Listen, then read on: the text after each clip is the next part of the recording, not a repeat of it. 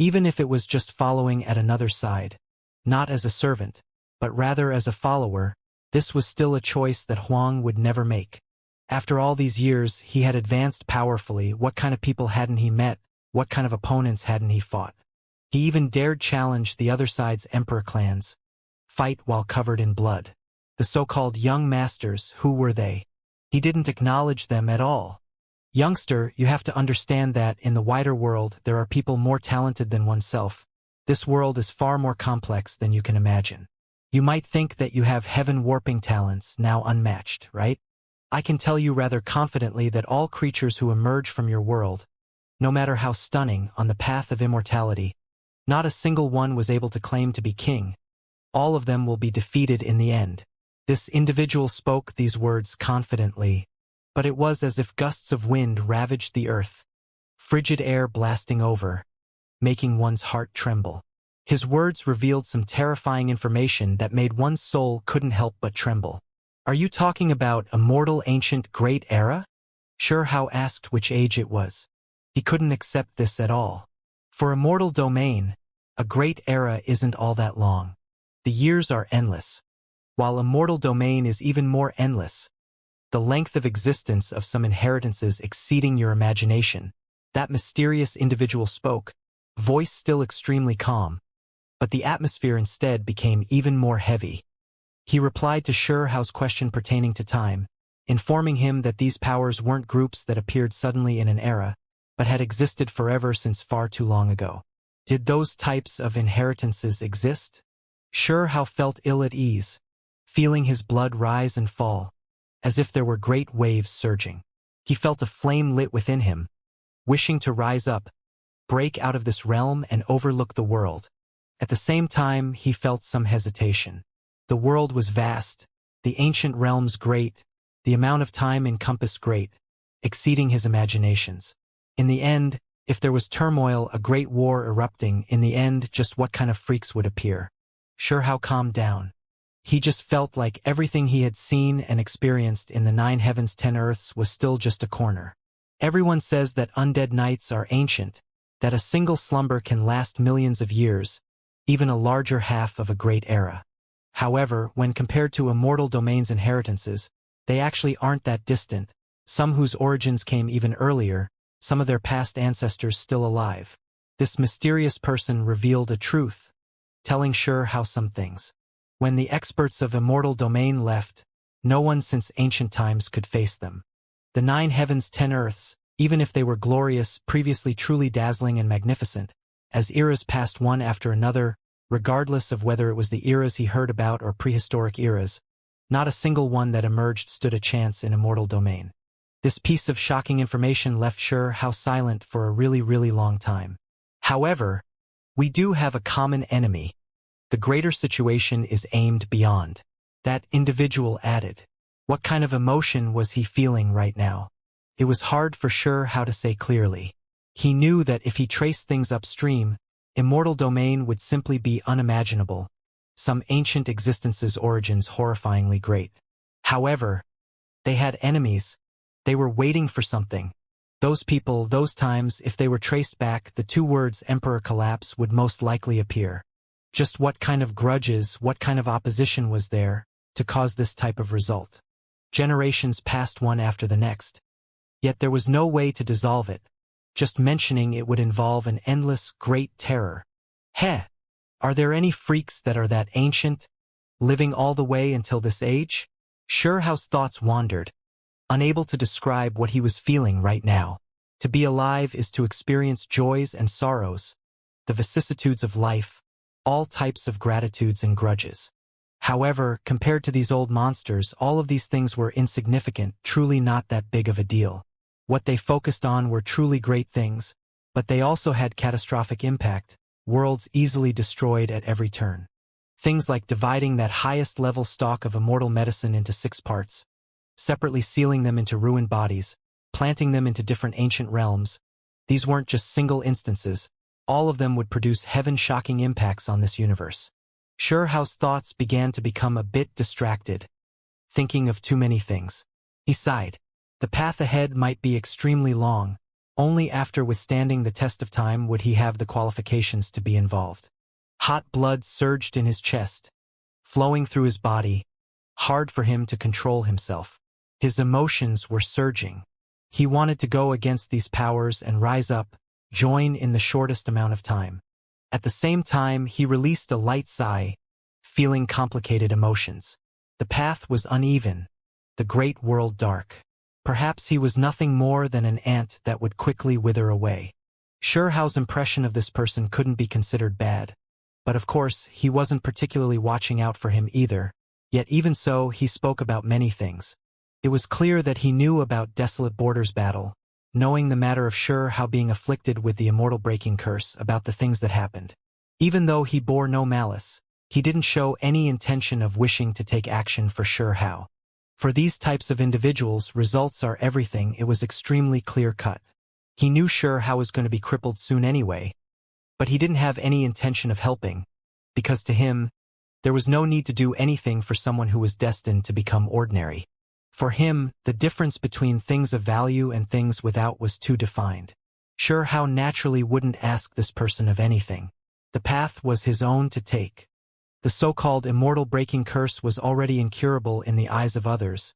At the very least, when a young cultivator like him was afflicted, then he was crippled already. He didn't want to say too much. Then, Shureha asked and consulted what kind of place this was. In the end, he received confirmation that this was an extraordinary secret land after all. There was a path here that needed to be protected.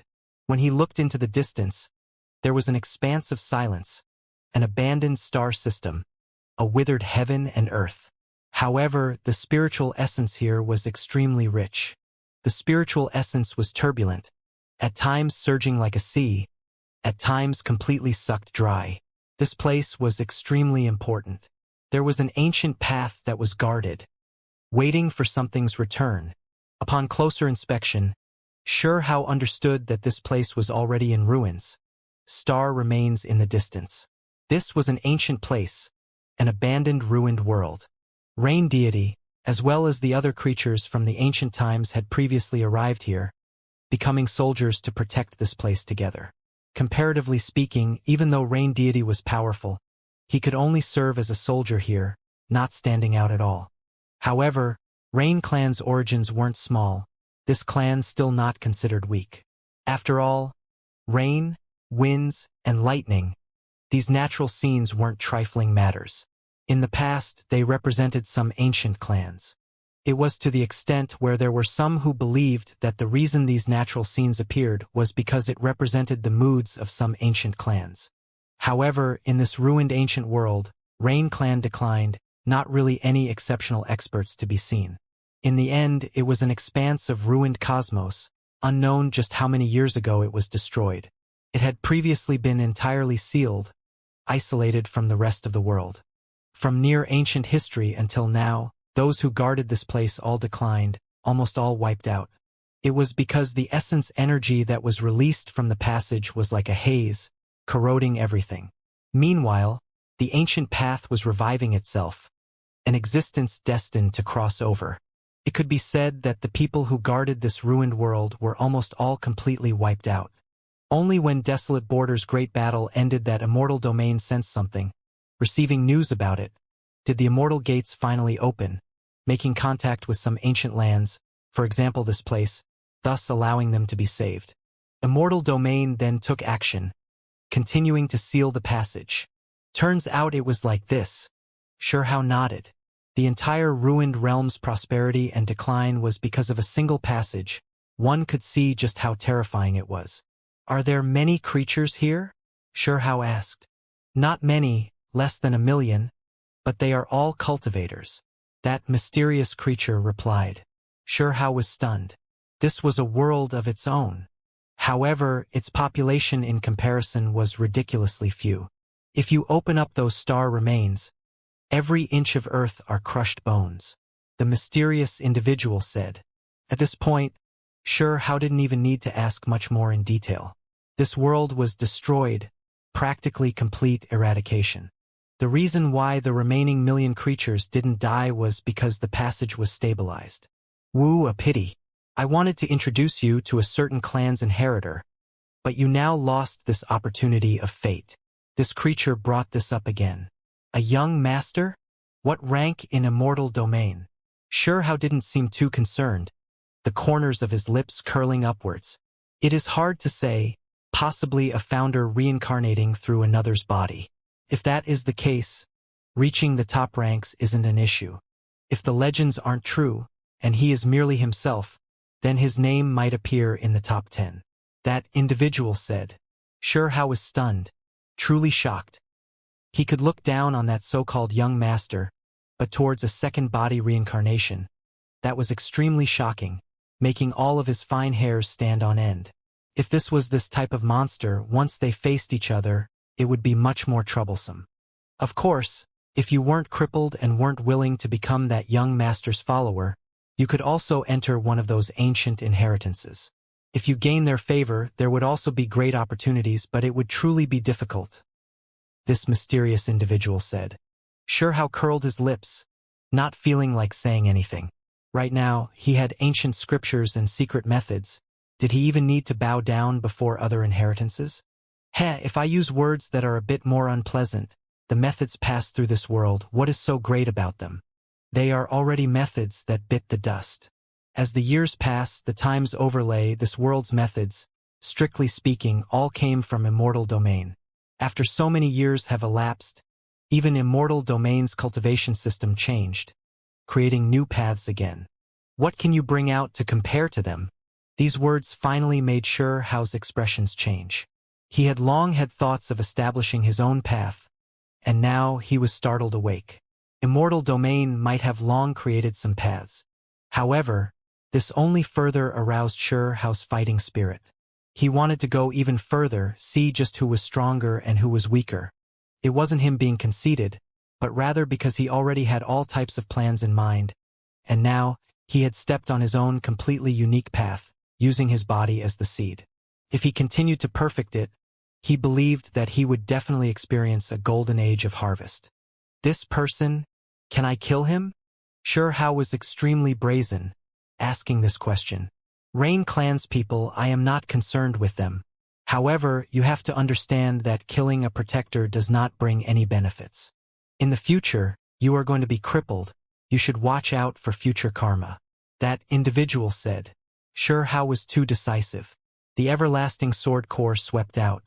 Under Rain Deity's shocked gaze, a sword stabbed into the space between his brows, killing his primordial spirit, blood splashing all over the altar below. This altar floating in the void was dyed red from blood. Is it easy to bring this ruined realm into the 8 regions? Xianxia asked. It is difficult. Only within a specific time and location is there a chance of casting down a void projection, easier for the weak, difficult for the strong. Rain Deity went against the rules, casting his projection without permission. Now that it met this conclusion, it can also be considered a type of predetermined fate. That mysterious creature said. In the end, he left just like this, not paying anything there any more attention.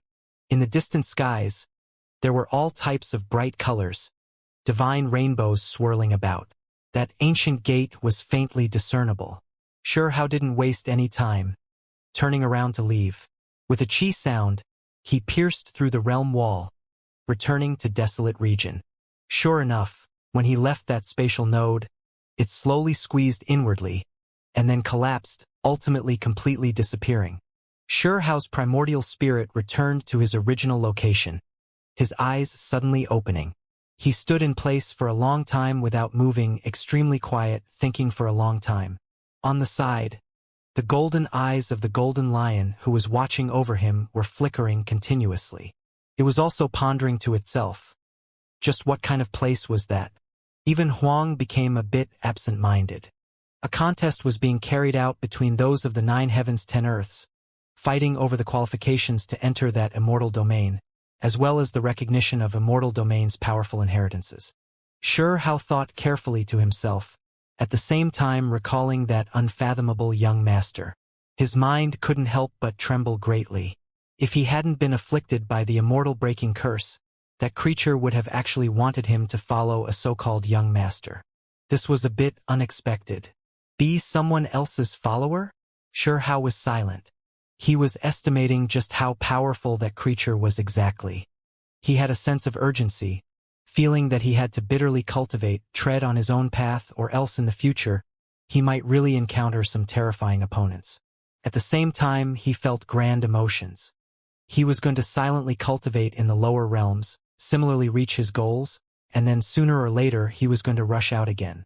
The struggle of the higher realm and the chaos of immortal domain would definitely stir up great waves. Meanwhile, he would keep a low profile, cultivate his own methods, examining his own Tao all the way until everything was perfect. Stone Country's eastern district, this disaster came to an end. Soon afterwards, when Sure Hao returned to Stone Country Imperial Capital, there were great cheers, many people calling out, "Stone Emperor," expressing sincere gratitude.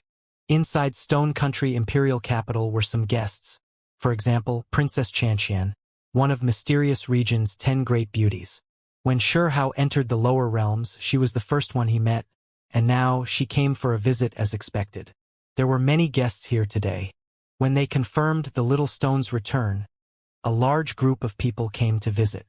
The 9-headed golden lion Jin Hong came, his entire body flowing with golden light, 9 heads glistening with brilliance, extraordinary like a deity. This race truly was dignified in appearance. He turned into a human body, becoming like a normal person, bringing some others to visit Sure Hao. The Flame Crow, 5-colored Luan, Sable, and 3-eyed Clan's brothers. Could be said that these were all people who couldn't become friends without fighting. First, the 9-headed lion was bullied miserably by Sure Hao, treated as a mount. Of course, this was because the 9-headed lion was too arrogant, looking down on Sure Hao. The others, like the 5-colored Luan, were also rather miserable, the Luan having a large piece of its flesh chopped off by Sure Hao, roasted and eaten by Sure Hao in the 100 Shattering Mountains. In the end, these people got closer and closer to Sure Hao, with the 9-headed lion Jin Hong even becoming the little stone's sworn brother. After all these years, when the little stone's past events were mentioned, many people would bring up the 9-headed lion. "You've made progress." Sure Hao smiled, welcoming them. Now that he reunited with the 9-headed lion and others, he felt joy, as well as endless emotions. Even the 9-headed lion himself shook his head, laughing in self-mockery. 12 years ago, the two hated each other bitterly. The fact that they could forget their former enmity and become sworn brothers really was a bit inconceivable. "Who is this?" "My family's brother." The 9-headed lion sized up the golden lion. The golden lion was always arrogant and conceited, never having the concept of turning into a human. At the very least, it didn't want to right now. It felt like its clan was high up above, that turning into human form was beneath itself. Right now, when it saw a lower realm lion size it up, even call it a brother, it immediately became angry, full of dissatisfaction. "A little lion even dares treat me with disrespect." The golden lion bared its fangs, intimidating the 9-headed lion. "Pa!" Sure Hao wasn't polite at all, directly smacking its head, saying, "Stop baring your fangs, you can't act randomly." Then, he turned around to tell Jin Hong that this was his mount. "I say, my clan's brother, you really lack maturity. How could you end up asking to be my sworn brother's mount?" The 9-headed lion Jin Hong said. Sure Hao became speechless. This fella wasn't of the good sort either, mocking the golden lion. The golden lion was furious. In its opinion, all of the creatures of the lower realms, including its own relatives, were nothing. Daring to speak like this to it was the same as being tired of life. This was a pure-blooded 9-headed lion, known as one of the 10 great mounts, but they were extremely savage, previously killing deities, even killing the ones who rode on them instead, their vicious reputation well known. Strictly speaking, their bloodline really was close to the fearless lion, just that the golden lion with 9 heads was clearly a mutated species. "When you have the time, teach him some of your secrets," Sure Hao said to the fearless lion. "Why?" The fearless lion was furious. "This familial brother of yours has also served as my mount before, but became sworn brothers with me later. If you teach it some tricks, I believe he'll give you some pointers on how to be free." Sure Hao conned it. The effects of this were extremely clear. Later on, the fearless lion and the nine-headed lion stuck quite close together. Soon afterwards, another group came to visit them. They came from the lower realm's heaven-mending pavilion this time. Qingfeng also came to receive them. Towards heaven-mending pavilion, they all shared great emotions. After all, they had all cultivated there together, all of them past heaven-mending pavilion disciples. Of course, this was different from the heaven-mending sect.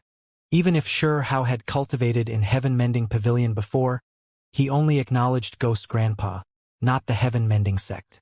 The lower realm's heaven-mending pavilion was established in the lower realms by Ghost Grandpa after he was expelled by the higher realm's heaven-mending sect.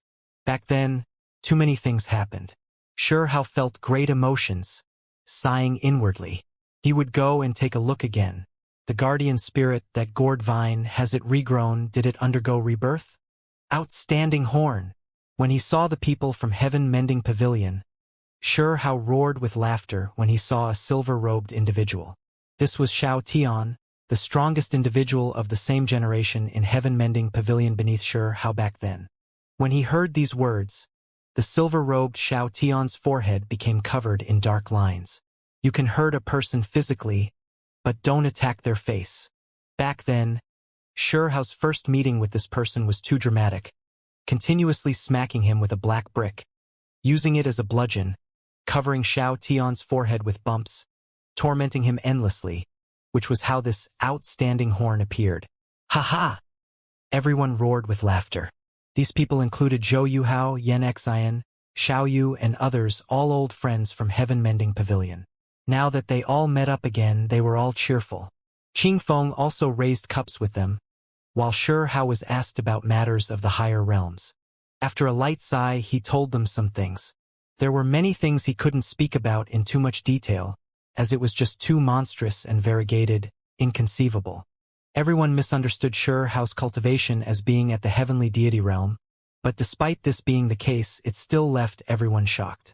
In just 10 years, just how heaven-defying was this cultivation speed? Sure Hao smiled bitterly. His childhood companions would become distant one day. He knew that when he left again, perhaps it would be difficult for these close friends to gather again, because his path was too distant, too far, difficult and dangerous, even more so lonesome. Right now, he almost became a bit envious of those immortal domain ancient inheritances. When those youngsters grew up, their childhood companions would still be advancing with them. He released a light sigh, a bit disappointed and frustrated.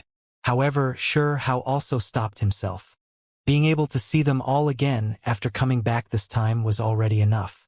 Even if it was hard to meet again in the future, their paths already so distant, being able to share such emotions and laughter, share such beautiful memories was already enough. In the end, he saw everyone off, agreeing to see them one by one later on. In reality, the next day, Sure Hao arrived in heaven-mending pavilion. This was a homeland rebuilt on ruins, carrying their past memories. In that battle of the past, too many people in heaven-mending pavilion died.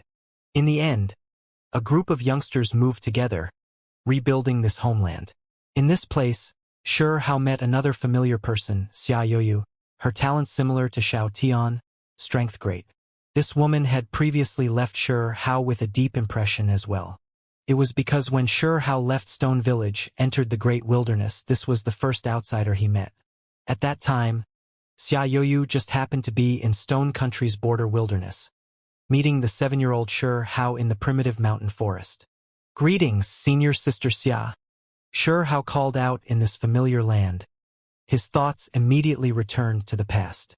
Heaven-mending pavilion still had some elders, but their numbers dwindled, only a few left. Sure Hao seriously paid his respects to each and every one of them, feeling great emotions in this place. Qingfeng even more so teared up, feeling extremely bitter, almost crying. Back then, when heaven-mending sect was destroyed, so many elders gave up their lives for the sake of ensuring the disciples' survival. There were many senior brothers and sisters who, for the sake of bringing up the rear, letting the younger children escape, died too early, falling in battle. Senior Mu Yen, I came to see you. Sure Hao paid his respects before a grave, his eyes sore. This was an elder he greatly respected. Back then, he taught him the lightning Dao divine ability could be considered his master. In the end, he passed away in the chaos. Before parting, Hao went to see a vine in heaven-mending pavilion. His eyes were brilliant, staring at it.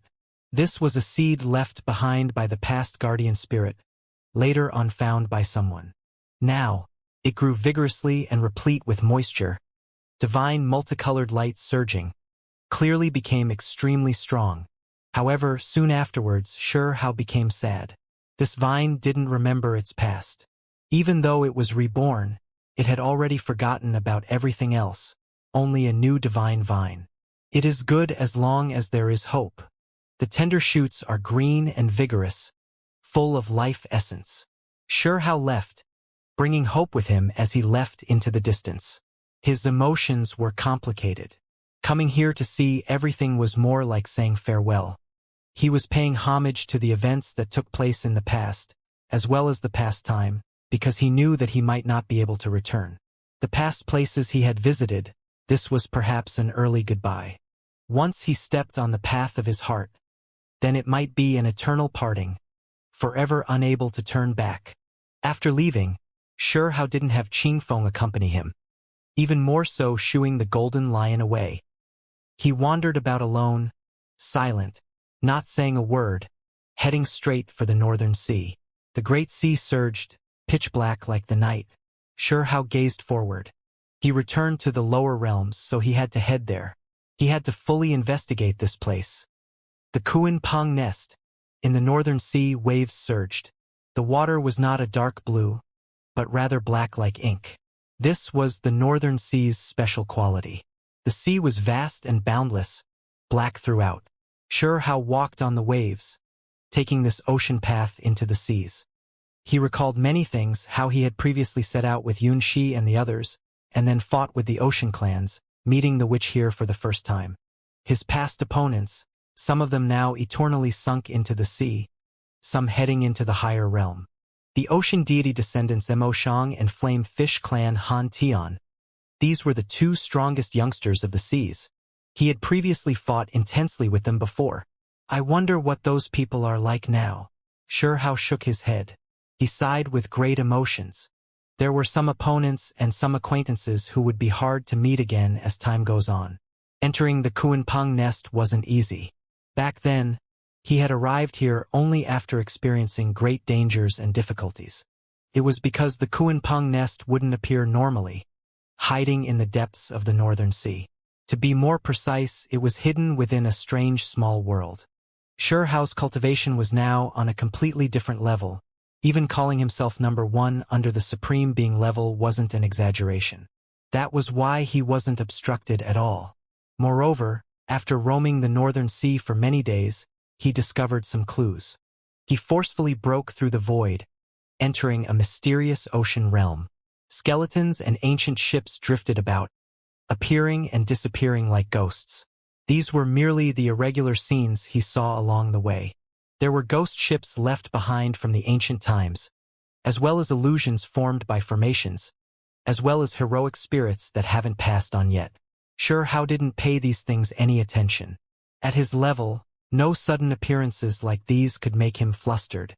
He didn't see any paper boats along the way. There were more bone boats, not many changes. Back then, the blood-soaked paper boat had a line of words on it that was hard for Hao to forget. I am the only one left.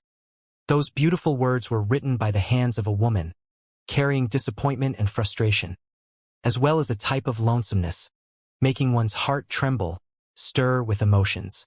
Hao didn't see a single one of these paper boats. He would stop every so often, travel from one ocean region to the next. He passed black seas, even more so entered golden seas, these changes naturally because of the small world he entered.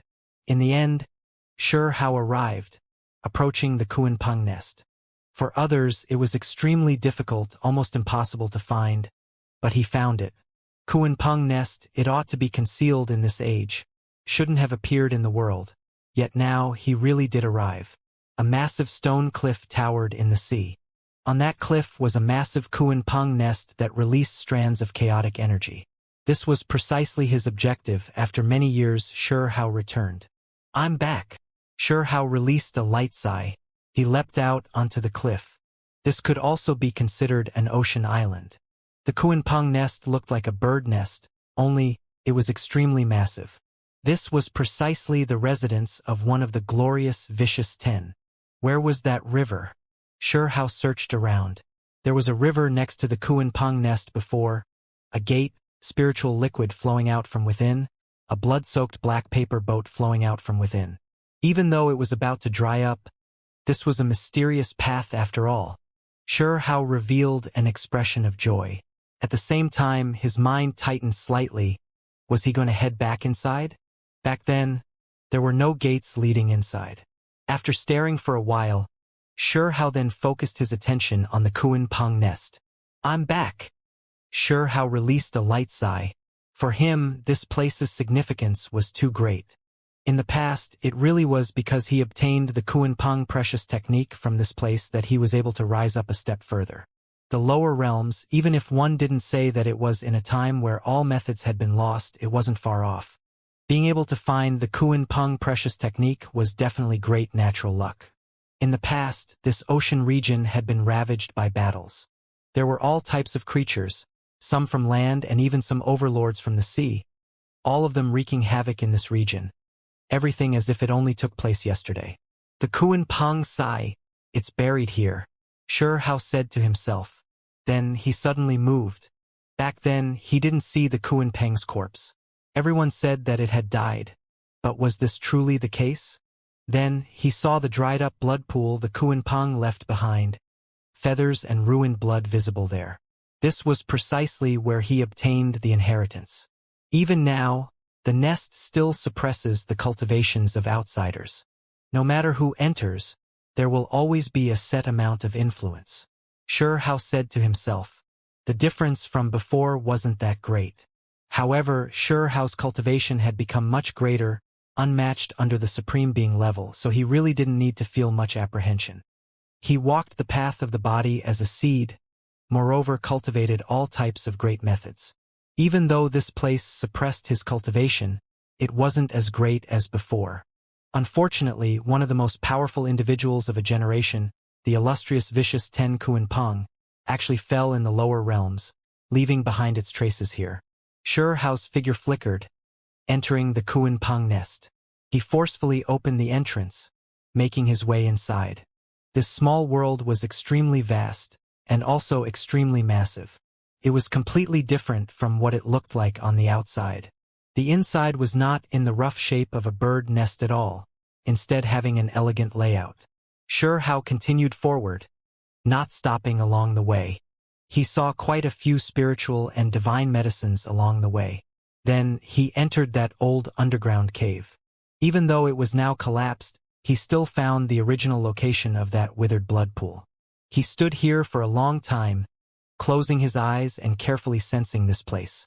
The Kuanpeng really did die. He released a sigh, coming to this conclusion. Sure Hao obviously wasn't done. It was because he believed that there were parts of the nest that he didn't completely explore yet. He just felt like there were parts that he overlooked. What about those weapons? Sure Hao searched around. The Kuanpeng's weapon, Eternity, even though that great halberd was broken, it was extraordinary. Back then, it flew away, he couldn't acquire it. Soon afterwards, Sure Hao opened up a hidden room. The inside of it like a small world onto itself, extremely spacious and also extremely deep. Primal chaos immediately poured outwards. At the very least, he had missed this place back then, not seeing it. Soon afterwards, he was shocked. He sensed a type of strange aura, as if a Kuanpeng was here. He cultivated this clan's precious technique, this technique now making him feel this powerful reaction. Sure Hao didn't cower, continuing forward. He saw several eggs in this private room's small world, not on soft earth, but rather on the ice-cold and hard stone floor. The eggs were golden, extremely large, and also extremely intimidating, black patterns covering their surface. Sure Hao immediately believed that these were Kuanpeng eggs. He was shocked. Who would have thought that he would make such an astonishing discovery? He quickly rushed over. After sizing them up for a long time, he released a sigh. These eggs, if they weren't poked into, then they had shattered, now already ruined. Even though there was chaotic energy swirling about them, they had long lost their life force. After Xianxia examined them, he was sure that these exceptionally precious Ku and Peng eggs had all been destroyed, or else their value would be immeasurable. Even without thinking about it, Xianxia knew that the past events were extremely miserable. The Ku and Peng children hadn't appeared, yet they already suffered this type of slaughter. This wasn't the first time he witnessed this. For example, in the dragon nest, only a single crimson dragon survived, his brothers and sisters forever unable to emerge into this world. There was also the little heavenly horned ant in the 9 heavens above. He was also seriously injured by the enemy, later on sealed by his father in primal chaos, nurtured through amazing methods before it finally developed life force again. Back then, for the sake of cutting the weeds and eliminating the roots, some true immortal heirs were harmed, the situation extremely severe. Left with no choice, there were some eggs that were sealed in the void, nurtured by heavenly treasures. Their parents hoped that they could one day be restored. These pitiful Ku and Peng children. Xianxia thought back to that person, the imperishable existence suppressed under 5-phase mountain. That was likely the only Ku and Peng child who survived. However, its source was greatly injured, its body having major issues. It was because there were rumors that it had previously been sealed in primal chaos for millions of years, this alone already enough to explain everything. However, the sole Ku and Peng child who survived was not simple. It somehow acquired an undying body, unknown as to whether it was because of some substances, or if he had some strange and bizarre techniques. Xianxia searched about here, and then he found some words. They roughly explained the tragic fate of the Ku and Peng eggs. The one who wrote these words full of grief. The Ku and Peng of the Vicious 10 was actually female. Xianxia was stunned. It was because the words later on actually revealed this mystery. In his mind, he always thought that the Vicious 10's Ku and Peng was male, but this was completely not the case. No wonder. Xianxia recalled the sole living Ku and Peng child say that he was a posthumous child. Back then, he thought it was weird. Even in the early parts of this great era, the Ku and Peng had appeared before, so how could he be a posthumous child? Turns out that the one who appeared was indeed one of the Vicious 10, but it was his mother. Xianxia continued to explore the Ku and Peng nest. Finally, he found a hidden land. This was a stone cave, the interior rich with immortal energy, but at the same time an aura of tragedy, mixing together, the divinity making one shiver all over, extremely strange. Xianxia entered the stone cave, his body quickly becoming rigid. It was because he sensed the fluctuations of the immortal breaking curse. Soon afterwards, he saw some crushed bones in this stone room. There weren't many, only a dozen or so pieces, but they all carried the power of the immortal breaking curse. Ku and Peng bones. Xianxia sighed. There was no complete corpse, only some ruined bones that lacked spirituality, only a dozen or so pieces left. The others were all completely corroded away. The Ku and Peng did get struck by the immortal breaking curse back then after all. Xianxia frowned, gradually understanding its cause of death. During the Great War of Immortal Ancient, the Ku and Peng almost died, dragging its heavily wounded body into this great era. It was about to break apart, but it held on. In its final years, the Ku and Peng could no longer suppress the immortal breaking curse. Moreover, the old wounds from Immortal Ancient War erupted, thus causing its life to end here. What a pity! How lamentable! What could Xianxia say? Then, he searched the entire Ku and Peng nest, but didn't find any other secrets. It was because there really weren't any more good things. It was because even though the great halberd eternity was broken, it had long developed sentience, flying away. This exploration of the Ku and Peng nest left Xianxia quite shaken. What happened might be completely different from what Xianxia had imagined. In the end, Xianxia left the nest, directly following the river of spiritual force to a shining gate. There was a world tree branch there, extremely shocking. It rested in the river, right in front of the shining gate. The spiritual force river pouring out from the shining gate was about to dry up. This came from a different realm. Are there still any paper boats drifting outwards? Xianxia waited for a long time, but didn't see any activity. He decided to go upstream himself, see what exactly there was there.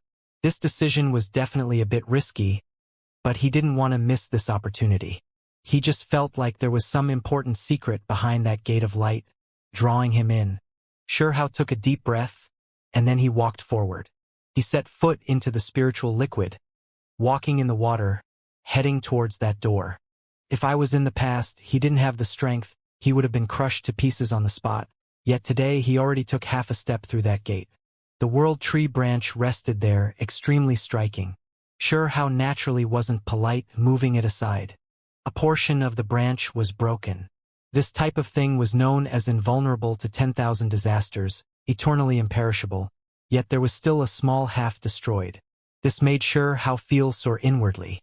Just what exactly did it experience?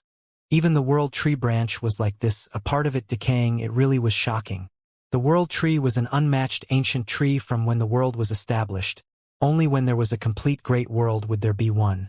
Yet now it was destroyed. Shihao sighed. Why could he still not figure it out even though he reached his current achievements?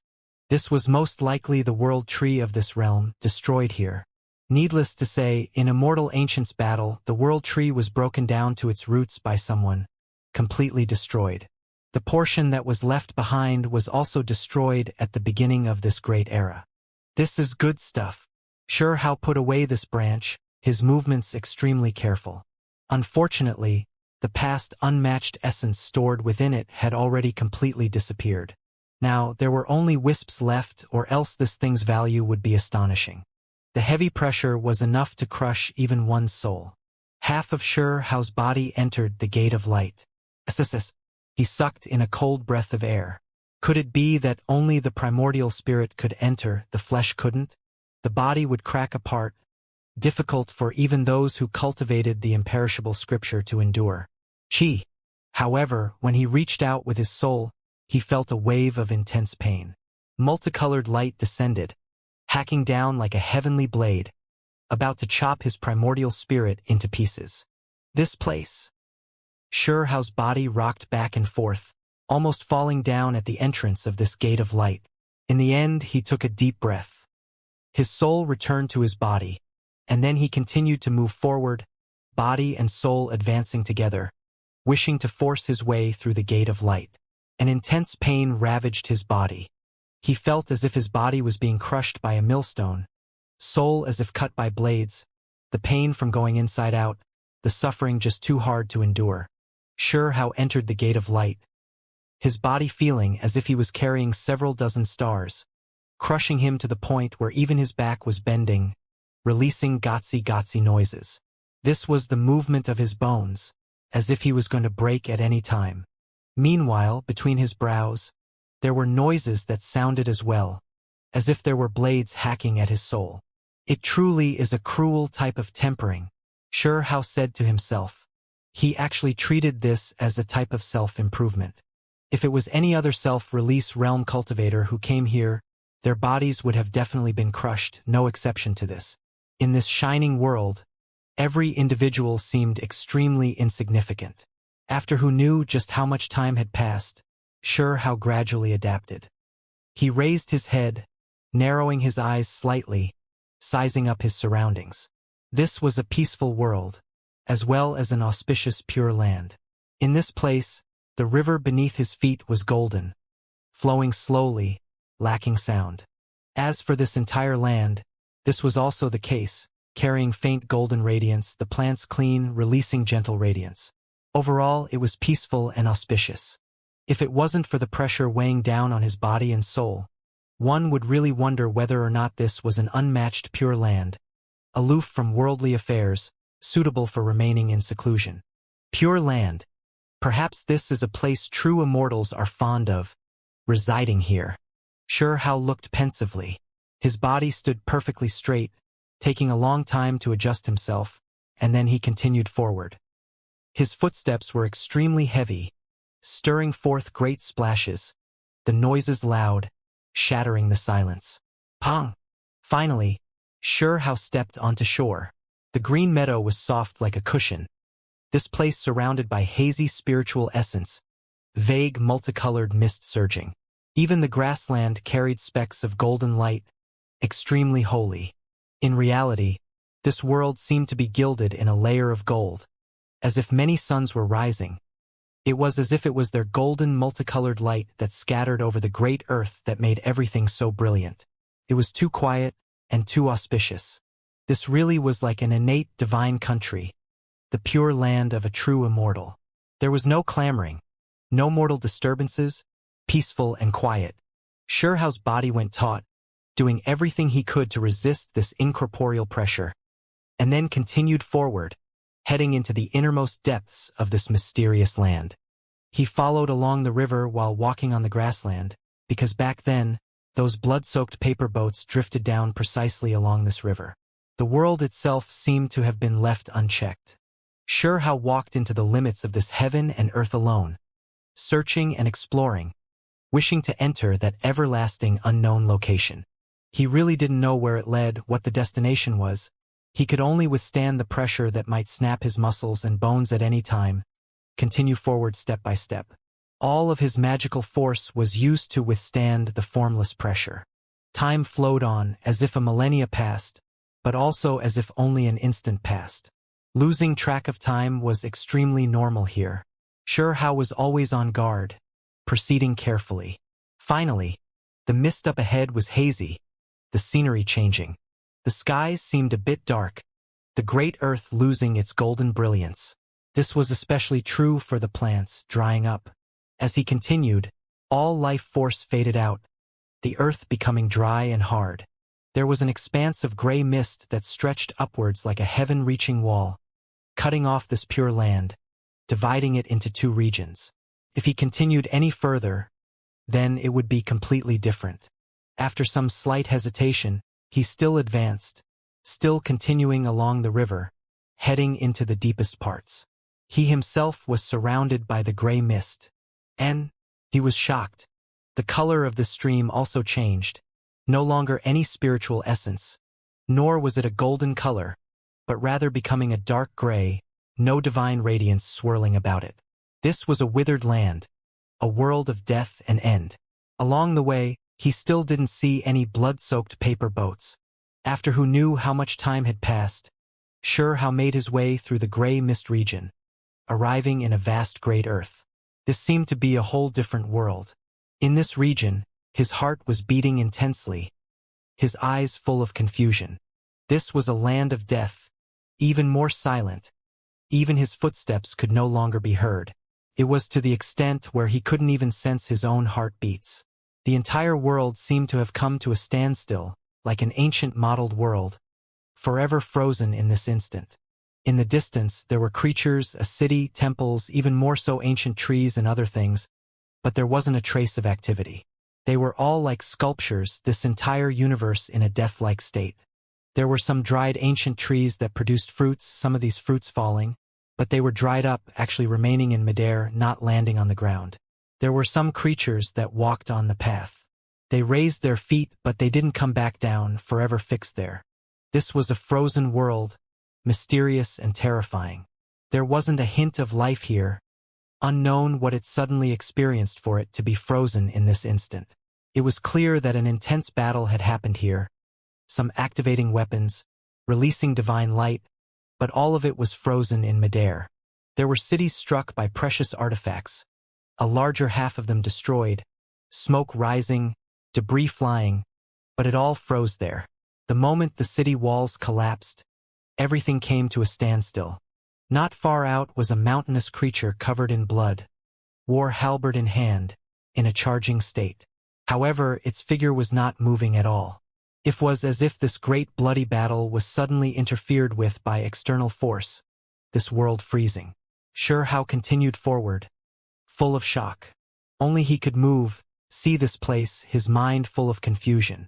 How many years ago did this frozen scene come from? It was like a painting of history.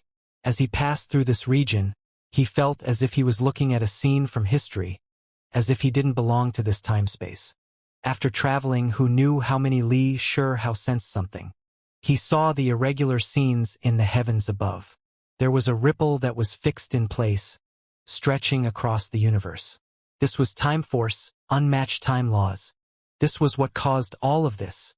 It was intangible, like a giant ripple, actually breaking apart heaven and earth.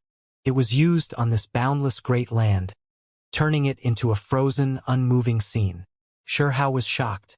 Just what kind of power was this? However, why was he unaffected, unharmed? Was there something on his body that could withstand it? Or was it to say that everything became an imprint of history, that he only saw scenes of the past, just images of the past? Shurhao didn't know. He always had a feeling that everything was in chaos, difficult for him to differentiate between things, unable to see through this place. He could only serve as a lonely bystander. When he continued forward, his heart rate sped up, his soul shaking, as if he was going to explode. At this time, he stopped, sensing a type of fatal threat. He already arrived at the limits of the great earth. No path left before him, no land left. What was strange was that the river was still flowing. It stretched across the void, entering the mysterious unknown. Shurhao did everything he could, activating his heavenly eyes to peer into the endless void. He saw a great ripple, a type of fluctuation, even more so time-natural laws existing in that space. Moreover, as his eyes became like small suns, he saw some more scenes clearly. In the limits of the boundless void, there was a brilliant world. It was extremely hazy and mysterious, difficult to see clearly, but it really existed. This river led precisely there. The other shore, what kind of place was it? The time ripples were released precisely from that place. There were many of them along the way, all of them frozen in place, not moving. That is, when Shurhao's pupils burned to their brightest, he saw the truth. This was a blood-soaked world that carried blood radiance, an intense great battle erupting. There was a mortal Tao light that surged, undying natural laws interweaving. However, everything was frozen in place. Shurhao saw the main culprit of this all. It was a great bell, floating there at the edge of that brilliant and gorgeous ancient realm. It was massive beyond compare, suppressing all sides. The bell was covered in bloodstains. Everything became clear. The ripples he saw along the way were all released by this artifact.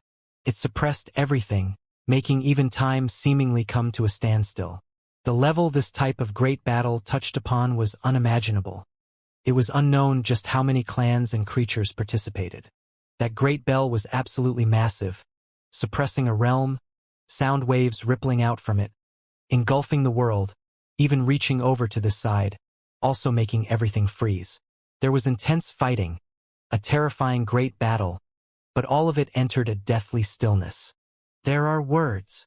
Shurhao saw unmatched symbols on the bell waves. They didn't belong to this era, but the great Tao was similar.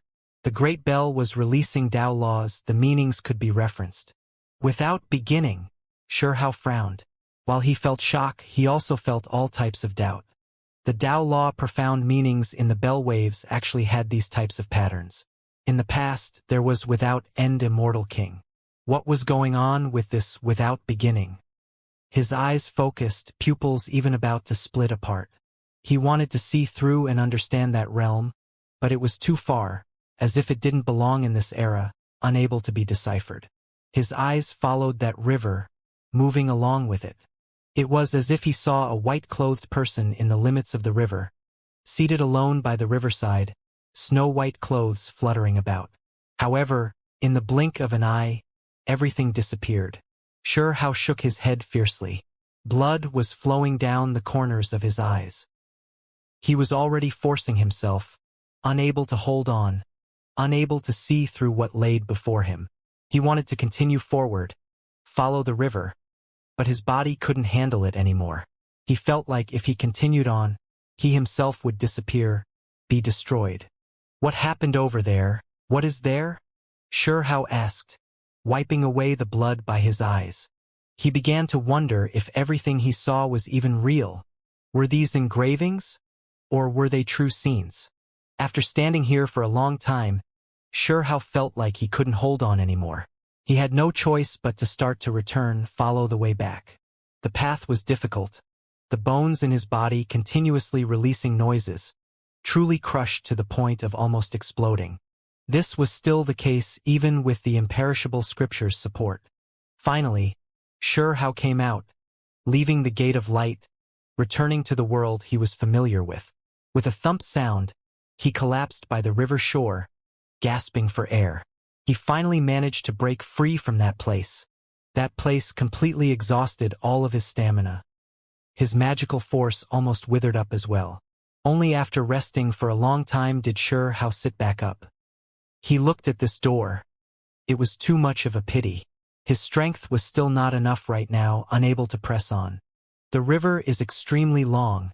Its source is too strange, Xianxia said to himself. He felt a type of horrified feeling. Where should I go to ask for advice? He frowned. There weren't many he could consult in the lower realms. The lord of the restricted region? If he went there, he would definitely suffer miserably, undergo a huge torment. Of course, he still had to go there in the end, but Xianxia didn't have any immediate plans to undergo torment, as it hadn't been that long since he returned from the last trip there. I'll head to the Void God realm. He decided to ask Bird Grandpa and Coin Elder. The more he came into contact with them, the more he felt like these two were extremely mysterious. If he somehow managed to make these two recall the things of the past, wake up from their demonization, then they would definitely spit out some great secrets. And Xianxia was shocked. He didn't have any way of entering the Void God realm near this river. Did this place not belong to the lower realm's 8 regions? Xianxia's expression became serious. He turned around to look towards that gate of light. The gate of light was adjacent to the Kuan Pang nest. Was it because of the Kuan Pang nest's existence that this river existed, or was it the other way around, that it was instead because of this gate of light that the Kuan Pang nest was built here? Xianxia decided to leave, not wasting any more time here. When he saw the black northern sea again, he discovered that he could enter the Void God realm again. The region behind him was different as expected. If he wanted to enter the Void God realm, he had to ensure that his body was safe, that no one would disturb him. Xianxia didn't take risks outside, choosing to return to Stone Village first. Otherwise, if his primordial spirit left his body in the seas, who knew what would happen? Stone Village was still the same as before, like a land of paradise. In the distance, a group of children were training and cultivating in the mountains, all of them serious.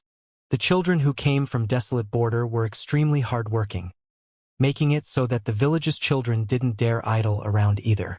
When he saw how the golden lion moved over with a fake smile, doing his best to be amiable, Xianxia's reaction instead became cold, feeling like this fella was definitely up to no good.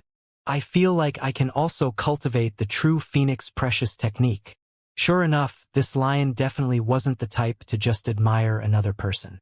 Did you catch the 5-colored sparrow yet? The one that left the poo on your nose. For sure, how to ask this type of thing was one thing, but he even added the second part, truly jabbing at the golden lion's sore spot. It immediately erupted with fury. Right now, what true Phoenix Precious technique? To hell with it. It turned around to leave, not paying this brat any more attention. At the same time, it was full of resentment. It always wanted to seize that little sparrow. It roared out with resentment, throwing itself into the wilderness, starting to look for it again. Xianxia entered the Void God realm. The Crimson Dragon Gugu also followed behind him like a puppy. It was because its experiences last time were too strange and also too bizarre. It actually saw Void God realm's deepest prison, the true Phoenix Precious technique hidden within it. He felt like this cheap master of his was most likely going to challenge those things again. Who knows just what he will be able to bring out this time. However, he clearly overthought things. Xianxia only came to meet the 2 old fellas, ask about some things. Next to the Kuan Pang nest, within the Gate of Light, there is a frozen world? Bird Grandpa and Coin Elder's faces both immediately became blank, unknown if they forgot, or if they didn't know from the very start. Either way, they didn't know the answers right now. And, suddenly, Bird Grandpa's face changed slightly. It's coming again. Coin Elder was also like this, his expression a bit strange. What came again? Xianxia asked. Someone from the higher realm came down, knocking on the gates of Void God realm, wishing to enter. Bird Grandpa didn't hide things. This made Xianxia reveal a look of shock, but he wasn't that surprised. Then just let them in. I fear that great chaos might break out in the Void God realm, unable to stop them. Only when Coin Elder's words sounded, did Hao reveal a shocked expression. Why? They are from Immortal Domain. What? Go, let's take a look. Hao immediately became interested when he heard this. Void God Realm's gates were extremely thick and heavy, incredibly massive. Primal chaos surged about them. Behind them was a path leading into Spirit Realm. This path was a stone stairway extremely long, leading straight into the heavens. In the past, Hao had climbed it step by step, entered Spirit Realm. Meanwhile, not long ago, his soul had also returned to Void God Realm from the higher realm along this path. Now, things were not peaceful at all. Spirit Realm's massive golden gates were opened. A group of people walking down from above, men and women included, old and young, their cultivation levels all not weak. This wasn't their first time here. In reality, in the recent days they paid a visit each day wishing to enter Void God Realm. However, each time they followed the stone stairs to their end, they could only return without any results. There was a pair of massive gates blocking their steps. No matter how they struck them, they couldn't open up the gates. It was clear that they didn't want to give up, each day attacking with divine weapons, making the entire world rumble. The great gates trembled endlessly, now already almost deforming. However, this gate still refused to be broken, still towering there, impossible to open. Great One, is there really a need to enter? An old servant asked, frowning. The so-called Great One was a youngster who looked no more than 20-something years of age. His arms were behind his back, dressed in beast clothes. Immortal energy swirled about him. You do not understand. There is great natural luck here. That young man shook his head. Correct. This place is indeed not simple. Another young lady dressed in a fiery red dress also nodded. Her appearance was good, temperament outstanding, clearly an arrogant youngster. The group of people were led by these two, because they came from Immortal Domain. As for the others, if they weren't from the 9 heavens, then they were from the 3,000 provinces, accompanying them here. The 8 regions have natural luck? That place is incredibly barren. Simply a prison, that older servant said. He wasn't someone from Immortal Domain, but now he bowed down to that youngster. Right, the 8 regions are known as a prison. Someone said in agreement. It is precisely because it is a prison that its value is tremendous. The eyes of the young lady dressed in fiery red clothes were brilliant, burning with passion. Continue the bombardment. The young man dressed in beast robes said. The 8 regions prison, it referred to the Void God realm? Someone revealed a look of surprise, extremely shocked. In recent years, there were news that said that Immortal Domain was choosing seeds from the 9 heavens 10 earths. This really left all sides shocked. Later on, there were true emissaries that appeared, making everyone even more excited. Now, inside the 9 heavens 10 earth spiritual world, there were already many arenas set up, competitions carried out. Once someone won one, became a well-known figure, then they could enter Immortal Domain, become the disciple of a certain ancient inheritance. The 2 youngsters followed the emissary, but later on quietly separated from him, instead entering the 3,000 provinces, then finally went into the spiritual word, coming here. What kind of special individuals are there in the lower realms? That young man dressed in beast clothes asked. His name was Su Hui, from Immortal Domain's Myriad Beast Palace. The inheritance behind him was extremely terrifying. There is a Huang who is extremely strong. He had previously dominated the entire younger generation, but he was crippled by Immortal Palace's Great One. Someone replied, dominated the younger generation? Heh. That young lady in the fiery red dress laughed, revealing an expression of ridicule. Her name Iluo. Of course, how could Huang compare to Immortal Domain's Great Ones? He could only act strong in the lower realms. A youngster said, shifting the topic of the conversation. Moreover, he is now already a cripple. He came from a certain great sect from the 3,000 provinces, taking delight in Hao's misfortune. His sect clearly had prior conflict with Hao. In reality, all of the members of these guides had some conflict with Huang before. The reason why they followed the two youngsters into the Void God realm was precisely to hear news related to him. What a pity, if we calculate the time, he has already been crippled. Otherwise, we might have been able to meet Huang in the Void God realm. That scene is not bad. If we meet again, I wonder if Huang will still be arrogant. I truly am looking forward to meeting him again.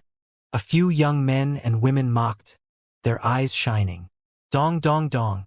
Su Hui and Yi Luo personally took action, attacking the massive stone gate. Open the realm gates. Immortal Domain's emissaries have arrived. Someone shouted, helping those two individuals attack this place.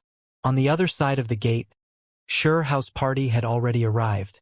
Moreover, hearing the shouts, Bird Grandpa and Coin Elder stood there, frowning. Those who come from Immortal Domain are definitely not simple, not easy to deal with. Normal people cannot subdue them, Bird Grandpa said. On the side, the Crimson Dragon Gugu was eager to give it a try, not willing to admit defeat at all. Let's open the gates, see just what they wish to do, Hao said. Alright, if you are sure that the immortal breaking curse won't immediately act out, be careful not to provoke a disaster, Coin Elder said. It's fine. There won't be any issues for some time, Hao replied. He wanted to see what those people were looking for. Hong Long. The massive gates slowly opened, clouds and mist surging, primal chaos erupting. The noises incredibly oppressive. The group of individuals from Spirit Realm were stupefied. It actually really opened. Great One's divine might blasted open the realm gates. Truly world-shocking. Someone shouted out in praise. The young man Su Hui from Myriad Beast Palace waved his hand. He immediately saw through the primal chaos mist, seeing some individuals, knowing that someone opened up the massive gates. Oh? Some people came to welcome us. The woman in the fiery red dress, Yi Luo, had a faint smile on her face. The mist scattered. The others also saw the individuals behind the gate. The expressions of these individuals were as brilliant as they could be. The moment they saw Hao, it was as if they saw a ghost. Their mouths wide open, jaws dropped, a fist able to fit inside. They never would have thought that the first one they would see after opening up the realm gates would be Huang. They were all stupefied. They were just talking about Huang, yet they immediately saw him. This made all of them feel that this was inconceivable. Oh my God! Someone couldn't help but mutter. Huang, is it really you? They didn't dare believe what they were seeing at all. If they calculated the time, the immortal breaking curse should have already activated, right? Why could Huang still enter Void God realm? Based on the amount of time that passed, he should have become a cripple these past few days, right? Someone said quietly, right? I know what happened. He is using the bit of time he has left to enter the Void God realm. He won't have a chance to do so again in the future. Someone gave this type of explanation. They gave each other a look, feeling excitement. Before, they were still discussing how they were going to meet Huang, see his current expression. In the end, their wishes really were fulfilled. The past most powerful individual of the younger generation who was about to become a cripple was now before their eyes. This left them all extremely excited. Huang, I trust you've been well since the last time we met? Someone said on purpose. Who didn't know that Huang was afflicted with the immortal breaking curse? How could he be well? Hey Huang, let me introduce these two for you. They are great ones from Immortal Domain. You still aren't coming over to pay your respects. Another person said, having a bit of using powerful connections to intimidate others' taste. Hao swept his eyes over them indifferently, not saying anything, directly ignoring them. He was sizing up Su Hui and Yi Luo. Huang, you are still this arrogant. When meeting Immortal Domain great ones, you still want to act overbearingly and disrespectfully. What a pity. You are already no longer your past you. Another person spoke, full of dissatisfaction, mocking him. Noisy. Hao finally spoke up. He looked towards that youngster, and then without the slightest trace of politeness, immediately raised his hand and pointed out. Pooh! Divine light surged, quickly shooting over, impossible for that person to avoid. Blood blossomed between his mouth, teeth falling out, scarlet specks flying out. Ah! That person screamed miserably, holding his mouth, full of fear. He quickly backed up, not expecting Huang to immediately take action. Not even your father's generation dares act unbridled before me. Who do you think you are, being so noisy here? Shi Hao said coldly. So you are Huang? Iluo spoke, a look of shock appearing on her face. Her beautiful eyes were brilliant. She walked over, making a circle around Shi Hao, sizing him up. It seems like the rumors were wrong. They all said that you were afflicted with the immortal breaking curse, but you seem just fine.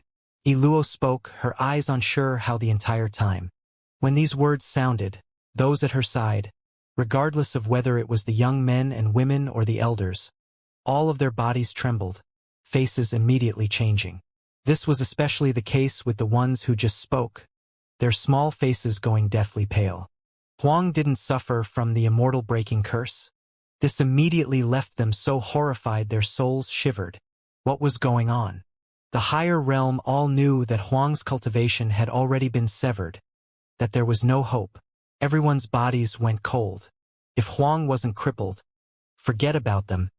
Even their older generation, their sect masters would shiver in fear.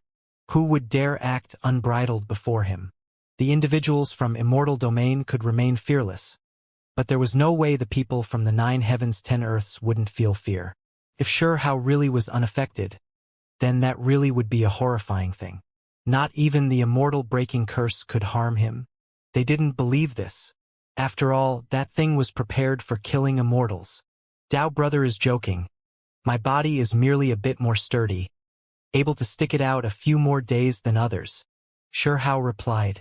There was no need to show off. After finding out that Immortal Domain's gates opened, he had thought about things for quite some time. This world might not be able to remain calm anymore. Right now, he didn't want to be the nail that stuck out, or else he would be targeted. This was especially when the ruined immortal hadn't been wiped out yet. If he knew that he was still fine after being struck by the immortal breaking cruise, he would definitely start plotting against him again. In the surroundings, when everyone heard Shi Hao's explanation, they finally managed to release a breath of relief, no longer feeling fear inside. However, they didn't dare provoke him again, all of them behaving themselves and showing propriety. As long as Huang was not truly crippled, then they had no choice but to show him respect. Then that is a waste. I heard that you were quite valiant in Desolate Border, that you weren't bad at all. The youngster in the myriad beast robes, Su Hui said with a chuckle. You are quite the talent, able to fight against the other side's emperor clans, truly not bad. However, I am sure that the emperor clan youngsters you faced weren't the true top contenders. The woman in the fiery red dress Iluo also spoke out. Her appearance was rather fine, a faint smile resting on her pretty face. Is that so? How are you so sure? Shi Hao asked. The final battle of the last great era. Forget about the clash of the highest levels. Just in the battles between the younger generation. Just the thought of it is truly horrifying. Those great prides of heaven from Immortal Domain were seriously injured, one person killed in battle. It was extremely miserable. Iluo replied, moreover adding, they encountered the heir of an emperor. Shi Hao was stunned. Another great era passed. Where would he find emperor heirs? Those like Shuchuo and Anlin, they wouldn't be so shameless as to make more children. He wished to fight against the heir of an emperor, but now, it seemed like he would only have a chance after becoming a true immortal. At the same time, Shi Hao shivered inwardly. Back then, after the 9 heavens 10 earths were destroyed, Immortal Domain had taken action against the other side after all, a battle that came too late. Brother Shi, since your cultivation is still here, how about you lend me a hand? Su Hui asked. For? Shi Hao asked. We came to the Void God realm to look for a place, find some things. We wish to ask for your help. Su Hui from Myriad Beast Palace said. In the surroundings, the others revealed strange expressions. Even though they weren't that scared of Shi Hao, they still felt some apprehension. There were some who were sizing him up brazenly, hoping that he would be crippled soon, or else they would just always feel like the pressure was too great. As long as you are willing to help, I can ensure that your family will be safe. Luo was even more direct, her beautiful eyes flickering with brilliance, saying it like this. What are you trying to say? Shao's face fell. Oh, I was just saying that with your cultivation about to disappear, while you still have some brilliance to show, you should just lend us a hand and fight it out. This can also be considered a show of friendship, Luo said. Even though she became a bit more polite than before, Shao still didn't feel very good after hearing her words. This was clearly a threat. If he didn't go, his family wouldn't be at peace. This world might fall into chaos at any time. Who knows what will happen? For example, your younger brother's talent isn't bad, but he is a bit arrogant. It is easy for him to offend others, Luo said. When he saw that Shao's expression was becoming colder and colder, a bit ugly, Suhui laughed and said, "It is just a small matter. Don't worry. No one will touch your younger brother." Shao's face became a bit dark. He looked at these two coldly. What was the meaning of this? They said that there was nothing wrong, but wasn't this a type of undisguised threat? Don't misunderstand. It was just some normal exchange of pointers, your brother becoming injured as a result. He'll be fine after resting a few months, Suhui said while looking at him. The more he spoke like this, the more ugly Shao's expression became, his eyes cold as he stared at these two. It wasn't me who took action. This time, 6 or 7 individuals came with the emissary. There was one fella who was a bit more aggressive, wishing to size up the strength of the 9 heavens 10 earths, challenging more than 10 rounds. Your younger brother's injuries aren't that heavy, Luo said. Should I be thanking you too for your good intentions? Shao said coldly. Luo revealed a gentle smile, changing her attitude. She also noticed Shao's coldness, not willing to force things and saying, Brother Shao can relax. When we return, we will do our best to protect him. Ensure that there won't be any more unhappy things that happen. Before, she felt like Shao was about to become crippled already. So there was naturally not much reason to attach importance to him, her tone indifferent, even carrying a bit of contempt. However, the place she wished to go to was extremely dangerous. Perhaps they could have Huang lead the way, which was why she put away her arrogance and conceit. Brother Shao, we actually admire you in this lower realm. You are the overlord, able to guide us to look around. Su Hui was also extremely polite. Their attitudes were changing extremely slightly. It made the others from the higher realms shocked. But none of them dared to say anything. Shao's expression calmed, nodding. He didn't wish for his own brother Qin how to face trouble. If the two could help him, then he didn't mind lending a hand. The two became more and more polite, both of them carrying smiles. It was clear that they understood that there was no need to start conflicts with Shao. If they could borrow his strength, then that was best. We are looking for a place, a mysterious prison, Su Hui said. When he heard his description, Shao immediately knew where that place was. It was precisely the dark prison with the true Phoenix precious technique. Many terrifying creatures sealed within. Dao brother has resided in the lower realms for quite some time, far more knowledgeable than us on some matters. I wonder if you could help us find the administrators of the Void God realm, Luo asked. These two wished to ask the administrators for guidance, inquire about where the prison was. For them, that place held great secrets, even more so concealed great natural luck. There is no need to search. I know where the prison is, Shao said. He didn't introduce Bird Grandpa and Coin Elder to them, instead directly bringing them there. In reality, he was quite curious, wishing to know what exactly these two were trying to do. As they proceeded, Shao remained quiet, only controlling a youngster from the 3,000 provinces. For Shao, this was too easy. This person was still moving forward. One couldn't tell from the outside, but his sea of consciousness had already been restrained by Shao's powerful divine will. Shao searched his sea of consciousness without batting an eyelid, learning some matters about the higher realms. He immediately became furious. Qin Hao was injured after all. Moreover, the one who took action was precisely Luo's older brother, at the same time also Su Hui's sworn brother. That person originally came for Shao. After hearing about his achievements in Desolate Border, his exceptional performance, he wished to challenge him. However, Shao was crippled, moreover already left the 3,000 provinces, so that person found Huang's younger brother, fighting with him. In the end, Qin Hao was defeated, his injuries rather serious. No wonder Yi Luo's previous attitude wasn't all that great. Turns out it was her older brother who took action. Now, she actually even wanted to exploit Huang, making Shi Hao's eyes turn cold. Shi Hao held himself back, not taking action, instead truly bringing them to that ancient land. Bird Grandpa and Coin Elder naturally also followed, both of them quiet. They shared the same idea as Shi Hao, wishing to see just what exactly these two wanted to accomplish. Ah, this is the place. I never expected Brother Shi to be this formidable. Actually finding this place, Su Hui said in excitement. They saw a black ancient palace, even more so the several dozen altars and vessels. It was identical to what others told them this should be the place. What do you actually wish to accomplish? Shi Hao asked. Truth be told, we aren't doing this for ourselves, but rather came to investigate in the place of the king of a generation. If we could, we wish to bring away some things, Su Hui said. The two of them were both extremely powerful, yet they were actually so willing to do things for others, coming here to take such risks. One could see just how extraordinary that person was. Dao brother, could you help us open up a few of those vessels? There are some things hidden inside that are extremely important to us, Yi Luo said, carrying a pleading expression. She looked extremely sincere, saying that she would repay him in the future, perhaps help him take care of Qin Hao. When Shi Hao heard this, he wanted to send his palm flying over.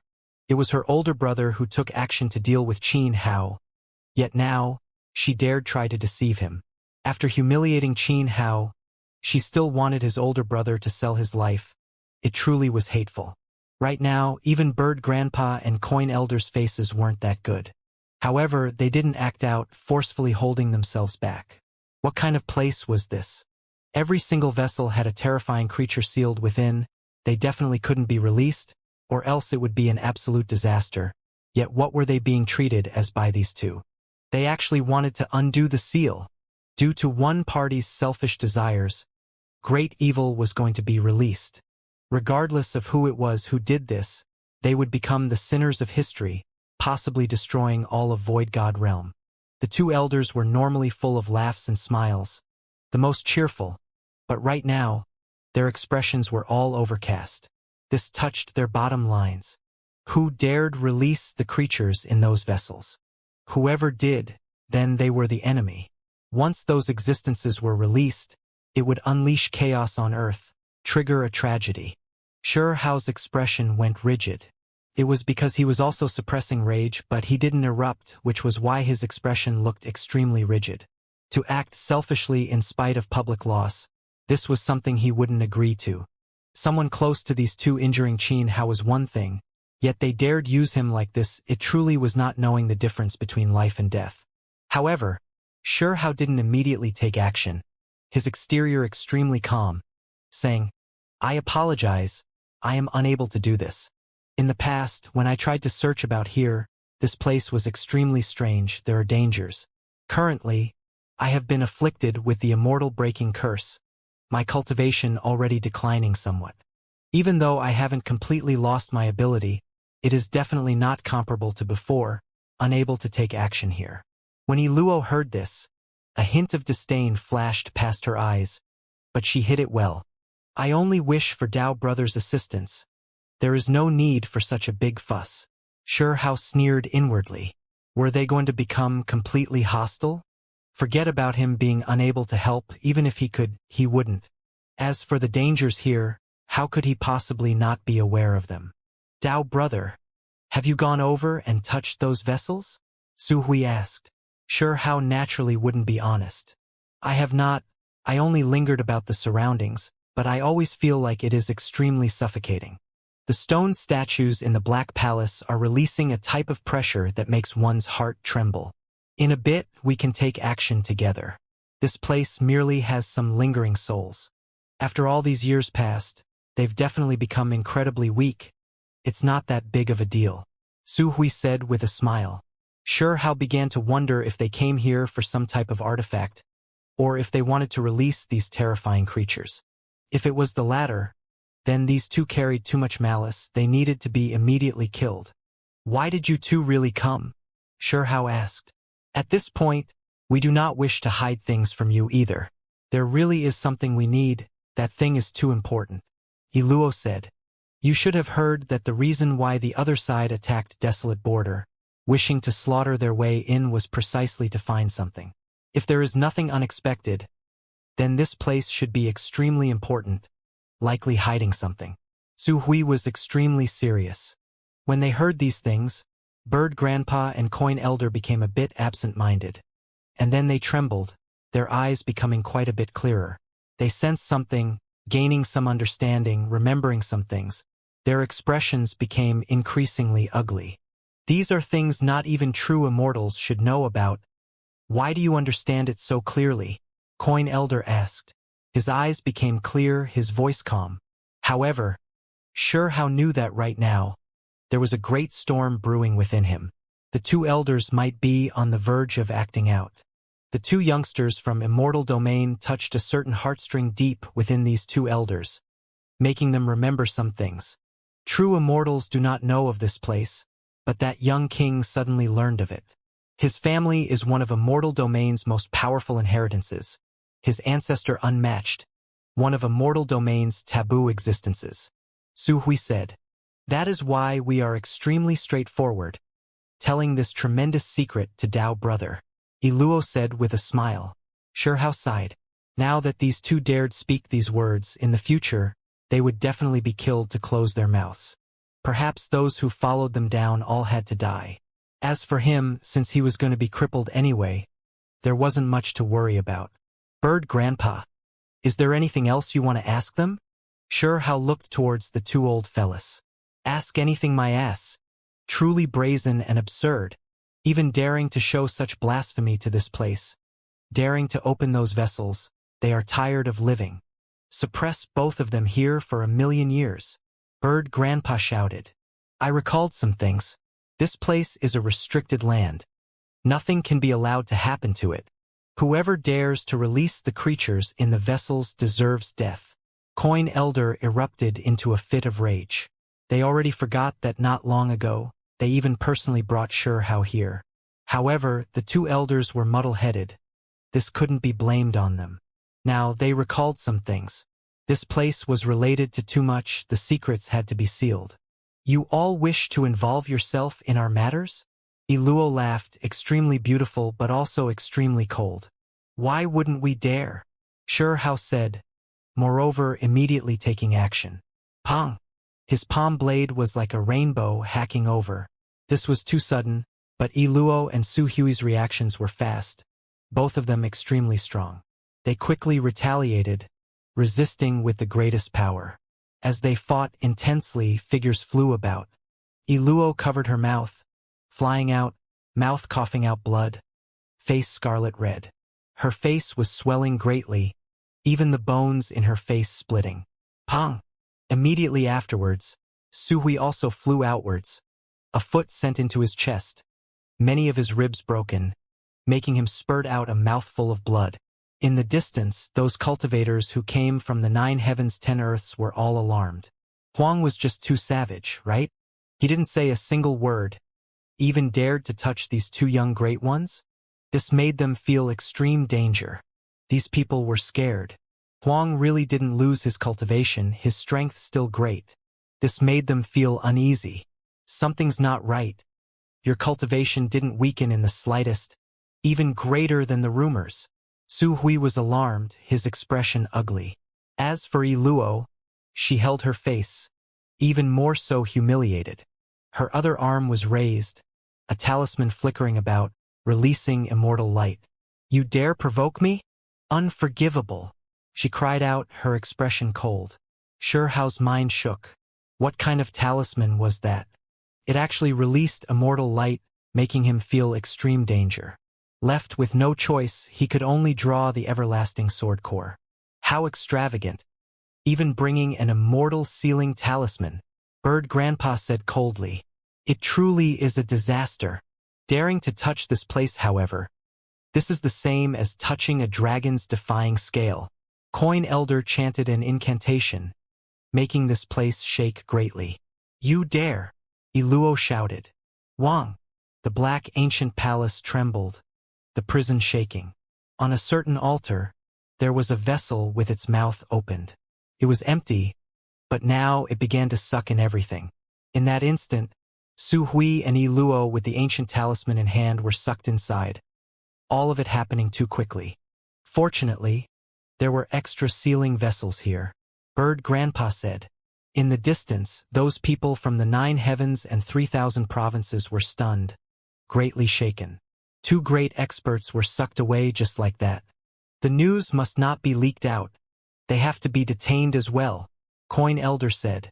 Immediately afterwards, those people who came with Su Hui and Iluo were caught. They couldn't resist, sucked into the same vessel and sealed inside. Why do I know how to use that empty vessel? When they finished this task, the 2 old fellas were a bit stunned. It was clear that there was something wrong with their conditions. They had forgotten too many things. The Crimson Dragon Gugu rolled its eyes. Hao was also a bit speechless. A few minutes later, Hao pounded that vessel, interrogating Iluo and Su Hui. "Speak, what is going on here? Tell me everything clearly." Those 2 panicked. They were actually sealed. Not even the immortal sealing talisman was of any use. They made such ample preparations, yet they still failed. This left them in disbelief. "This was an investigation entrusted to us by that young king. It has nothing to do with us." At this point, Iluo was scared. Even an immortal sealing talisman had been bestowed to them. It went to show just how great this matter was, how deep the influences. That person attached too much importance to this place. That person said that the so-called lower realms prison doesn't refer to the 8 regions, but rather the very depths of Void God realm, hidden within a prison. Su Hui said. He understood well that they were in great trouble. If they didn't speak now, they might die without a burial site. What the other side is looking for might very well be here. Iluo also quickly added. Hao's expression became serious, his mind rising and falling intensely. Things had gotten extremely big after all. If one thought about it deeper, it really was a huge matter. This region was a terrifying, restricted region that couldn't be entered. Even though they had their suspicions, when it was confirmed that the lower realms prison actually referred to this great black prison in the Void God realm, it still left Hao shocked. Just how shocking was this? If news went out, the consequences would be too horrible to contemplate. This place had to be tightly sealed up. Hao looked at this place again and again. In this place, there was only him, Bird Grandpa, Coin Elder, and the Crimson Dragon Gugu. In my opinion, I think it's still best if we get rid of your memories, Bird Grandpa said. The expression on his face was extremely embarrassed, but soon afterwards, he became extremely serious. Removing memories, this wasn't something good, but they had no other choice. In the end, it was still his own fault as he led Hao here. We've forgotten too much. Originally, we only wished to grant you the true Phoenix Precious technique. We never thought that it would incur such great karma. Coin Elder also said. Hao became a bit speechless. Just how muddle-headed were these 2, only now coming to their senses. The Crimson Dragon Gugu was also cursing inwardly. They even forgot such a huge matter. These 2 elders were a bit too unreliable, right? Disciple, just go. Let these 2 seniors help you get rid of some painful memories. Just use it as a type of release, Hao said. He had a slight smile on his face. Saying this to the Crimson Dragon, Gugu rolled his eyes. Even though right now he basically acknowledged the bandit as his father, taking Hao as his master, he still felt that bit of unwillingness. He was the only true dragon left in this world. This was especially the case when he heard Hao teasing him like this, just feeling like this cheap master wasn't all that reliable. While the Crimson Dragon hesitated, following pong-pong noises, the other 3 moved together, grabbing him. He couldn't resist even if he wanted to. Why aren't we starting from you? The Crimson Dragon struggled, arguing with Hao. An unfilial disciple like you? Don't tell me you don't know that when something happens, the disciple should be the first to show his diligence? Hao had a resolute expression on his face, pressing him down there without a trace of politeness. I don't want to forget about this place. I still want to come back in the future, Gugu screamed. However, in the end, his memories were directly removed by the two elders, and then he was tossed out of this place. The Crimson Dragon found himself on the other side of the Void God realm for some reason, just unable to figure out how he got here no matter how he tried. He had a blank expression on his face, in the end leaving this place out of helplessness, returning to Stone Village. It's now your turn. Next to the Black Prison, the two elders stared at Xianxia. You all really have no shame doing this? Even your own consciousnesses aren't clear, already about to forget everything. Who knows what will happen in the future? You need me to help you remember things. Xianxia boasted shamelessly, putting on a serious expression, leaving the elders a bit stunned. Less nonsense, hurry up. A portion of your memories must be erased as well. Bird Grandpa snapped out of his daze, reaching out his arm. You should just be careful of that bird on your shoulder instead. If it was me, I would just directly slaughter it and stew it up to prevent it from speaking. Xianxia mocked. Coin Elder also took action, reaching forward, holding him in place. You old farts, then we can just exchange some pointers. Use your true skills. I wanted to consult you too for some guidance on this aspect for quite some time. Xianxia laughed loudly. Hong Long. It was as if this entire world was flipped on its head, the three of them taking action simultaneously. However, soon afterwards, after not much time, the two elders stopped, both of them hesitating. Fine then, but you must not breathe a word of this to anyone. This matter cannot be leaked out. It is too great. It might possibly become the most terrifying disaster. The two elders warned seriously, their attitudes entirely different from before. There was no way they could let Su Hui and Yi Luo off. Those people were left sealed here. If nothing unexpected happened, they would never see the light of day again. The three of them also interrogated the two of them again as well, wishing to get to the bottom of what they knew. At the same time, Xianxia consulted the two elders for guidance, encouraging them to recall their past secrets, see if they could remember some things of the past. In the end, there really was a bit of effectiveness. He learned some secrets.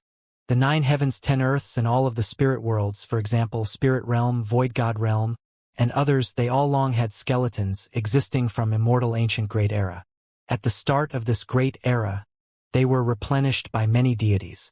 According to what the two elders said, many deities weren't aware even when passing away, but their astonishing divine spiritual force was guided away, merged into Spirit Realm, Void God Realm, and others, holding together the massive spiritual worlds. Meanwhile, Void God Realm is a bit more special, extremely mysterious even in Immortal Ancient Great Era. It is a spiritual prison, a bit different from other places. These were the secrets Yi Luo and Su Hui revealed. Originally, the two of them naturally didn't have the qualifications to know this. It was the young king behind them who told them these things. When Xianxia left the Black Prison, his mind was all over the place. Despite his previously mischievous attitude, laughing even when faced with such a serious event, in reality, his mind was actually extremely heavy. If the other side knew about the things here, after breaking through Desolate Border, they would definitely slaughter their way into the lower realms, bring down a catastrophic disaster.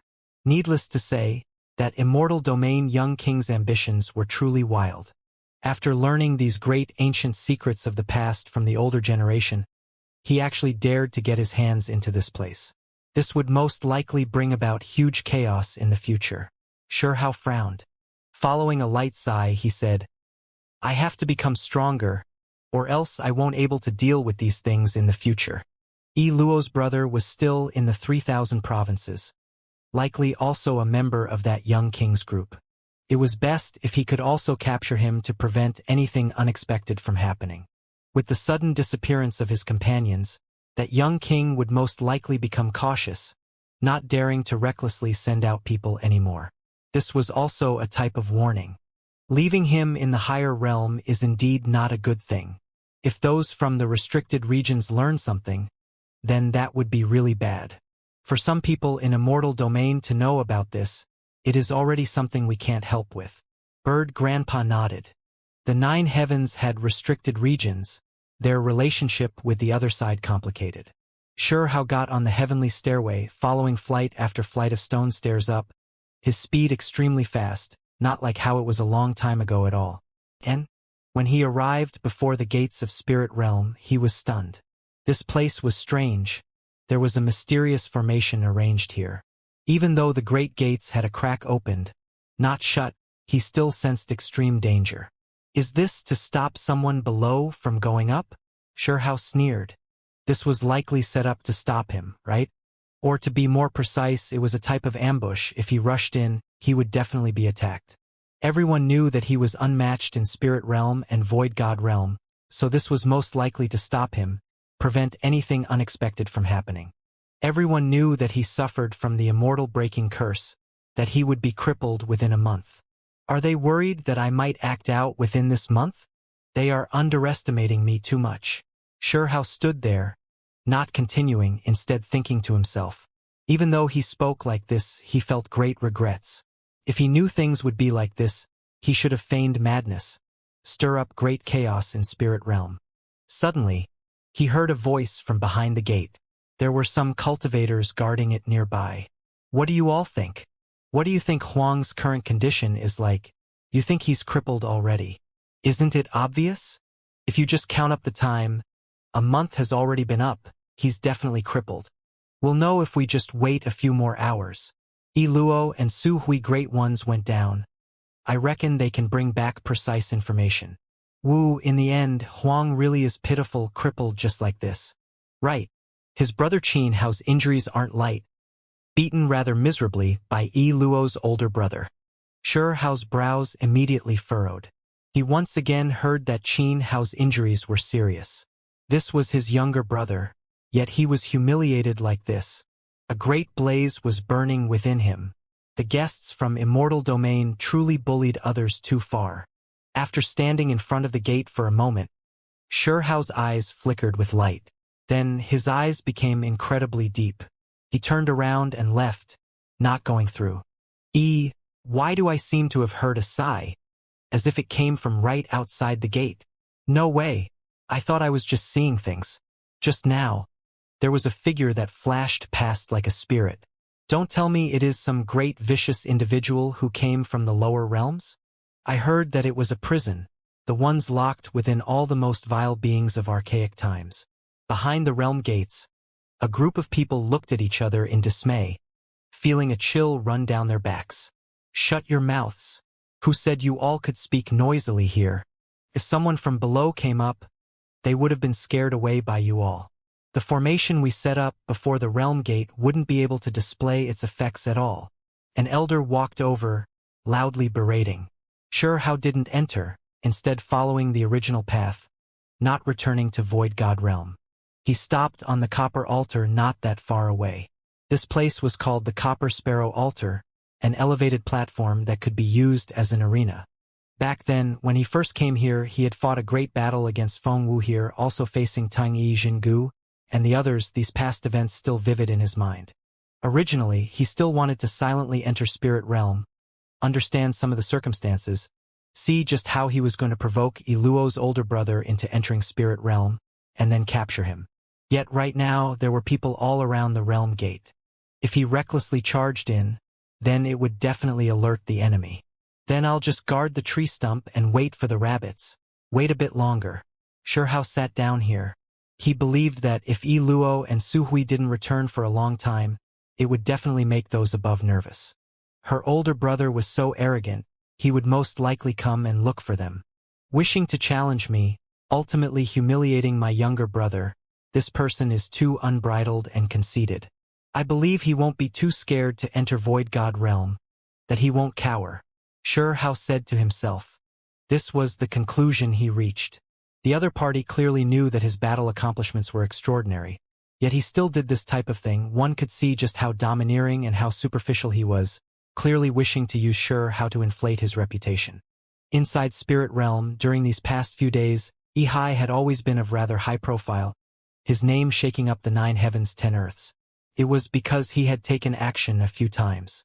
Not only did he defeat several young experts who previously participated in Desolate Borders battles, he also continuously broke records in Spirit Realm. If not for a warning from Immortal Domain's emissary, he would have continued challenging people. He had many targets, for example, 10 Crown King, Little Sky King, Dual Pupils, all of them were important opponents. It was to the extent where even the long-life families the emissary was closer to were his objectives. He had previously heard that Immortal Wang had a 10th son who now appeared. The great families were worried that the other side might wipe out the 9 heavens. So all of them left behind the most powerful seeds, sealing a few of their clan's elites. Now that the great foreign disaster was unexpectedly averted, many ancient people appeared. After being warned by the emissary, Yihai had no choice but to restrain himself. Afterwards, he entered Spirit Realm, continuously breaking some ancient records, his strength astonishing. In these past few days, he continuously visited great sects, invited to these places. He was treated with a great ceremony, gifted all types of rare treasures, hoping that he could lend them an arm or two.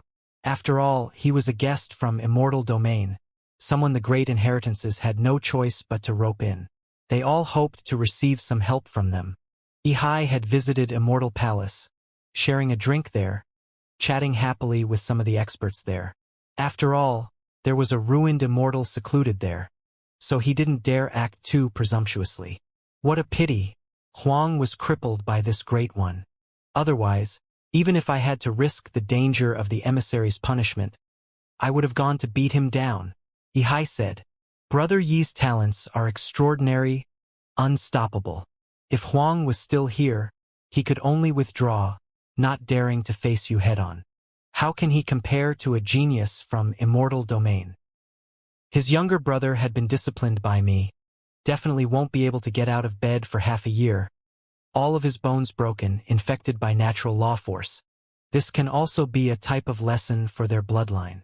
Yihai roared with laughter. These words were released to the world by an old servant from Immortal Palace, triggering an expansive alarm in the outside world. It was clear that Immortal Palace's creatures wanted to use this to quell some rebels. A ruined immortal took action and crippled Huang. This matter triggered quite the commotion. Even though the clans didn't dare say too much, there were still many people who were discontent, also making the people indignant. Everyone knew how great Huang's contributions in Desolate Border were. Yet now, Immortal Palace took this type of stance, wishing to cover up his greatness, saying that even Immortal Domain's people were discontent with that this was how they felt. After Yihai left Immortal Palace, there were naturally still many inheritances that invited him, doing their best to bring him closer to them.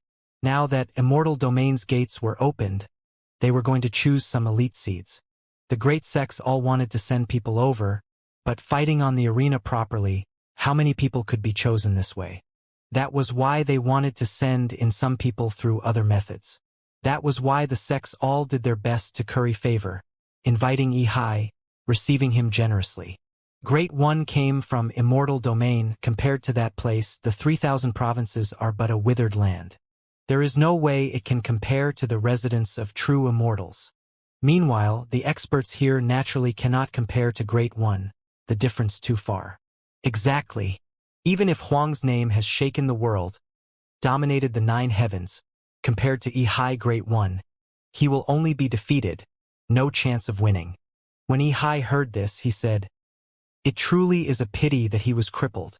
By being crippled, it is nothing more than preserving his final bit of reputation. Otherwise, if he was truly defeated, then that really would be too unsightly. Someone said, It truly is a pity. I went to seek out his younger brother, his talent indeed not bad, but his experience is just too lacking, just a potted plant in a greenhouse.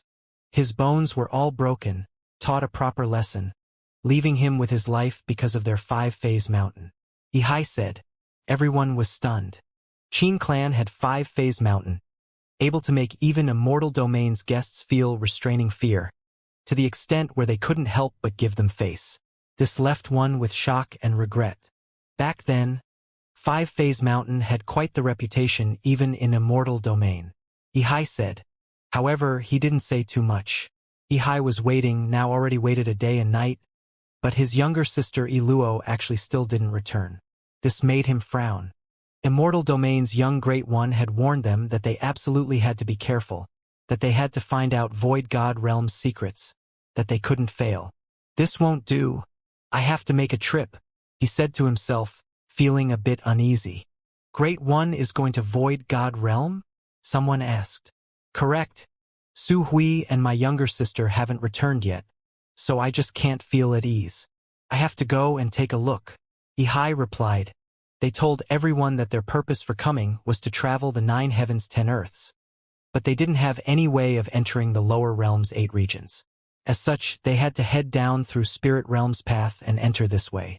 Perhaps they just felt that the lower realm is rather beautiful, the local culture not bad, so they decided to stay a day more. Woo, they might also be challenging their people. Someone said. Then perfect, I'll also make a trip. Actually, if I can run into Huang, then that would be even better. What a pity. If you count the days, he ought to have already been crippled. Ihai stood up. Great One must be joking. You are already unmatched. It is just a bit of a personal regret that I wasn't able to fight Huang myself. Sigh. However, from his younger brother, I really am disappointed in this bloodline, nothing more than this. This time, I really hope I encounter him in the Void God Realm. Ihai said with a sigh of regret. That day he entered the spirit realm. By the realm gate, many people stood up, greeting him respectfully. Ihai nodded, smiled, but didn't say anything, and then directly walked towards Void God Realm. I forgot to tell Great One that there was something strange here, as if someone sighed. Forget it, it might have just been our imagination. Moreover, if there really is something, it's not like there is anything to worry about either. Didn't that Great One wish to challenge Huang? He has confidence that he is unmatched. These people chatted quietly. On the copper sparrow altar, Hao sat there quietly, not anxious in the slightest. He was confident that Yi Luo's older brother would definitely appear. It was just a matter of time. He heard footsteps. Someone was coming. Ihai stopped. He saw the rear figure of someone on the copper sparrow altar. That person was extremely calm, just sitting there casually just like that. Who are you? What are you doing here? He asked. Guarding a tree stump, waiting for rabbits, the rabbit being you. Hao replied, not getting up. Ihai's face immediately fell, eyes growing cold. The other party was this direct, calm and composed. Who was he treating him as? Do you know who I am? His voice became cold. Just a rabbit. I've already waited for quite some time. Hao calmly replied. You? Are you seeking your own death? Ihai's voice was extremely cold, revealing a cruel expression. After arriving in the 9 heavens 10 earths, there wasn't a single person who dared treat him with such disrespect. You're Huang, aren't you? He didn't lose his cool. Immediately coming to this conclusion, Hao got up, turning around to look at him coldly. Killing intent immediately swept outwards. Yes, it should be you. You look a bit similar to that Qin family brat. What a pity, that unsightly younger brother is too weak. Just a single hand was enough to beat him down, breaking every muscle and tendon in his body, easily trampling on him. He truly left me disappointed. I wonder just how much stronger the older brother can be. Ihai said, laughing coldly. This was intentional, he was merely observing Hao's reaction. In reality, he already sensed that he had encountered an unimaginable enemy, one much more terrifying than what he had predicted.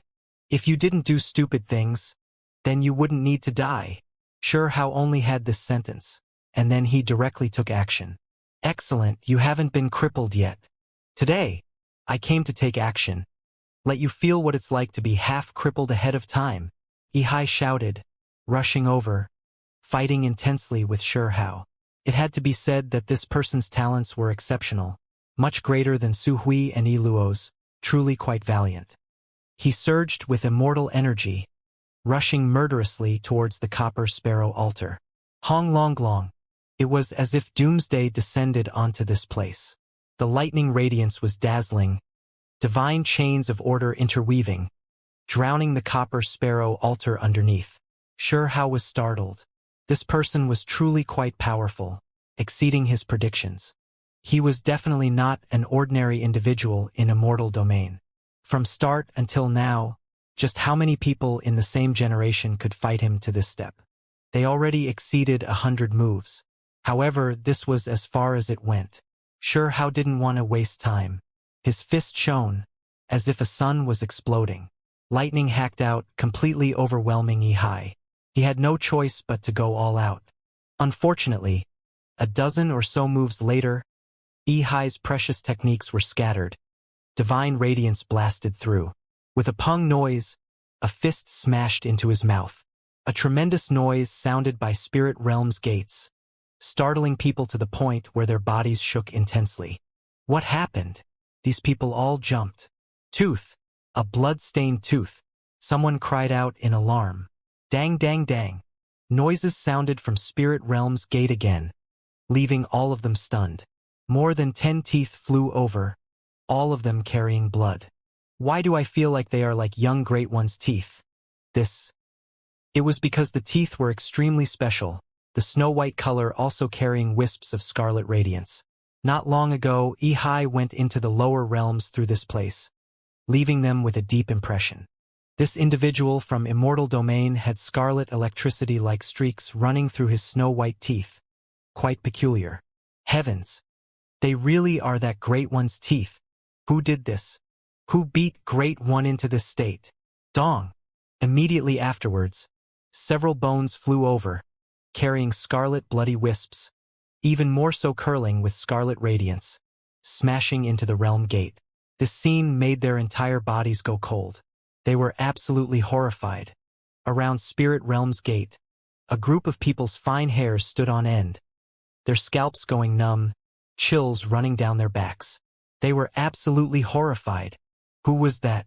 This was the young Great One from Immortal domain.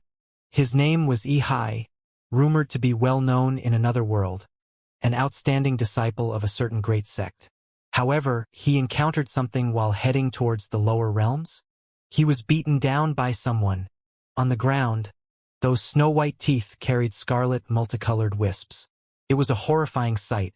A powerful being was beaten until most of his teeth flew out.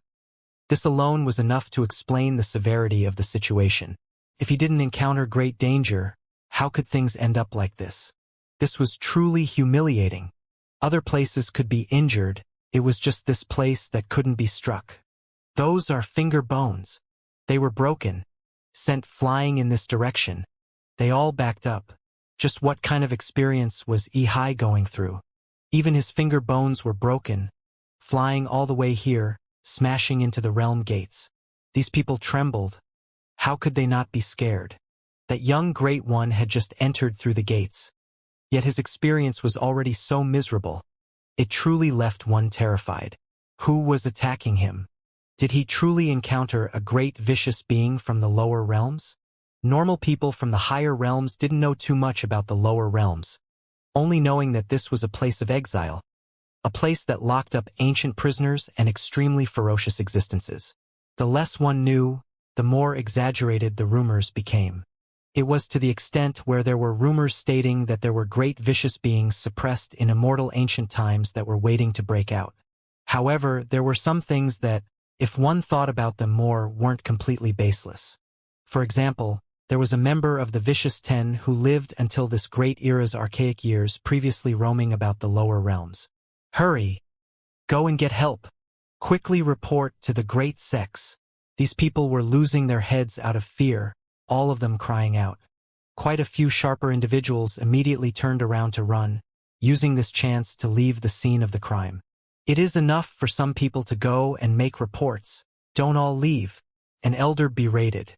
However, no one listened to him, a larger half of the people here running away just like that, scattering in all directions. In the end, even that elder felt goosebumps all over his body, also running. It was because in that instant, a roar sounded from Spirit Realm's gate, as if a wild, vicious soul was wailing, just too miserable. Oh! Another mournful cry sounded. Even though they had long left the realm gate, hiding far away, those people still couldn't help but tremble. Another group of people ran, but in the end, there were still some who were forced to remain, watching from as far away as they were allowed to, fearing that those great sects would punish them after finding out what they did. Heavens! Did Ihai Great One enter hell itself? Why else would he howl like this? I feel like the lower realms might very well be linked to the gates of hell, all types of prehistoric beasts buried within, now possibly broken through their seals. They were all shivering in fear, truly scared badly. Even Immortal Domain's well-known young expert encountered disaster here, screaming in an inhuman manner. How could they not feel fear? Right now, on the Copper Sparrow altar, Ihai's entire body was covered in blood, staggering about, continuously stepping backwards. He was currently experiencing the darkest day of his life. He had never felt such humiliation and anger as he did now. He truly couldn't win against this individual, beaten viciously, body about to become ruined. This gave him a tremendous sense of defeat, something he had never experienced before. In Immortal Domain, he was also a heroic talent that moved a region. Even if he had enemies, chased after by others, he had never experienced such a huge defeat as this. This was too humiliating. That human race young expert's fists were each more powerful than the last, overwhelming him, crushing his chin, breaking his arms, smashing straight through his chest until the hole was connected from front to back.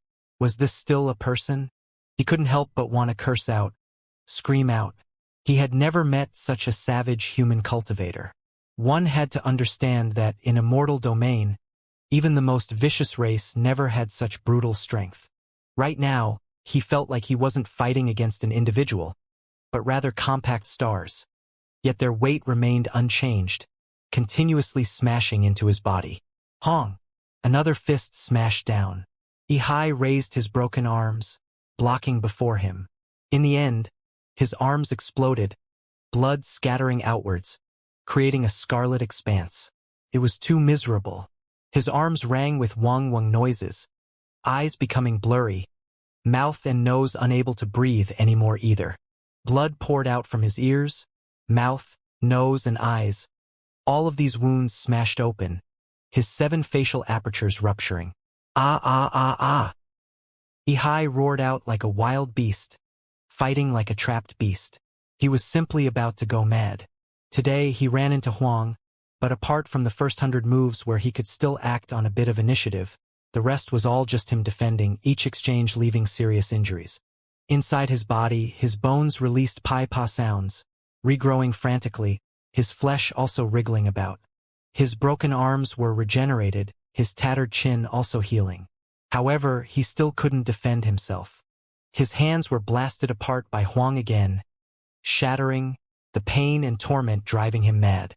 In his opinion, even the young inheritors who came from those ancient inheritances might not necessarily be able to suppress Huang.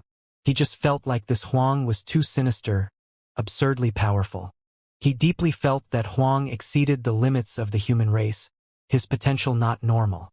From what he knew, the generation overwhelming experts from Immortal Domain from past to now all came from those powerful special clans with unique bloodlines. Meanwhile, the human race was huge in population, bloodlines not rare. Everyone said that one's innate constitution wasn't that important, but at a certain level it still had its impact. This was what he heard, that immortal king's experiences. This was the true experience of an unmatched expert himself, that there were some innate conditions that were irreplaceable. However, this Huang completely exceeded this type of limit, filled with blood energy, tyrannical to the extreme. I understand. You definitely have the blood of other unmatched clans within you. Ihai released a low roar. Get lost. Sure-Hao's fist smashed through his body again. Would Sure-Hao not know what race he was? At the same time, he felt that this was a bit laughable. Was the strong and weak really that related to what race you were? The so-called innate constitution races, it was definitely spoken by your clan's great one, right?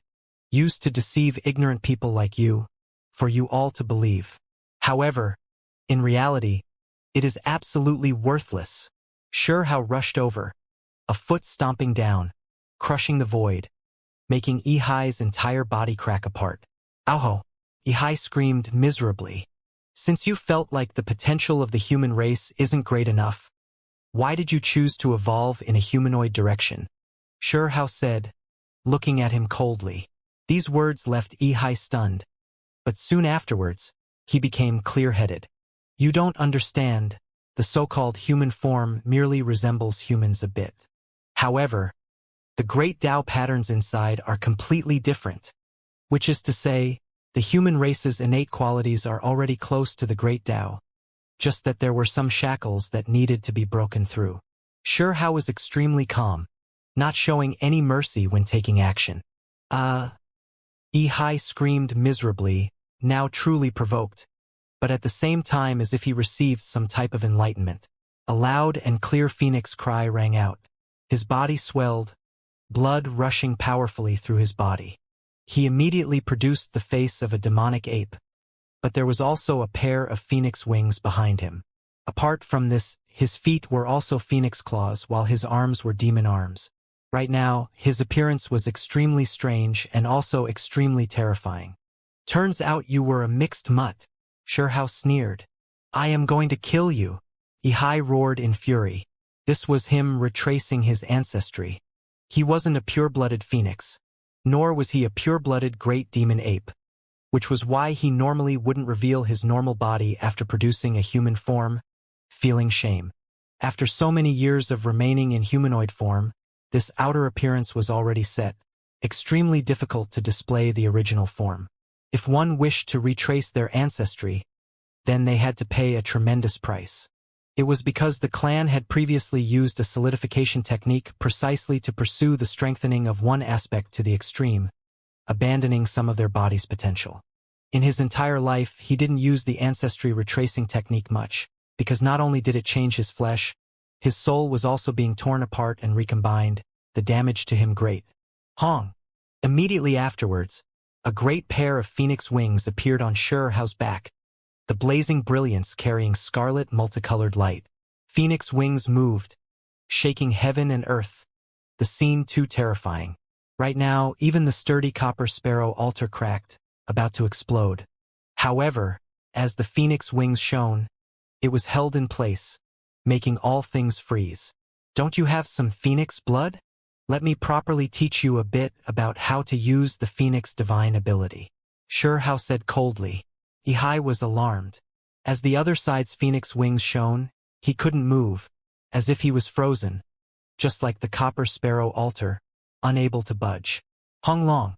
Hao's foot descended, trampling down on his chest, crushing him down on the altar, smashing his body until it released noises. All of the bones in his body were shattered. The so-called retracing your ancestry, so it was nothing more than this. Hao said quietly. Hai was horrified. All hope simply turned to dust. In his eyes, this was a young great demon king. Perhaps only those young kings might be able to subdue him with power of the same level.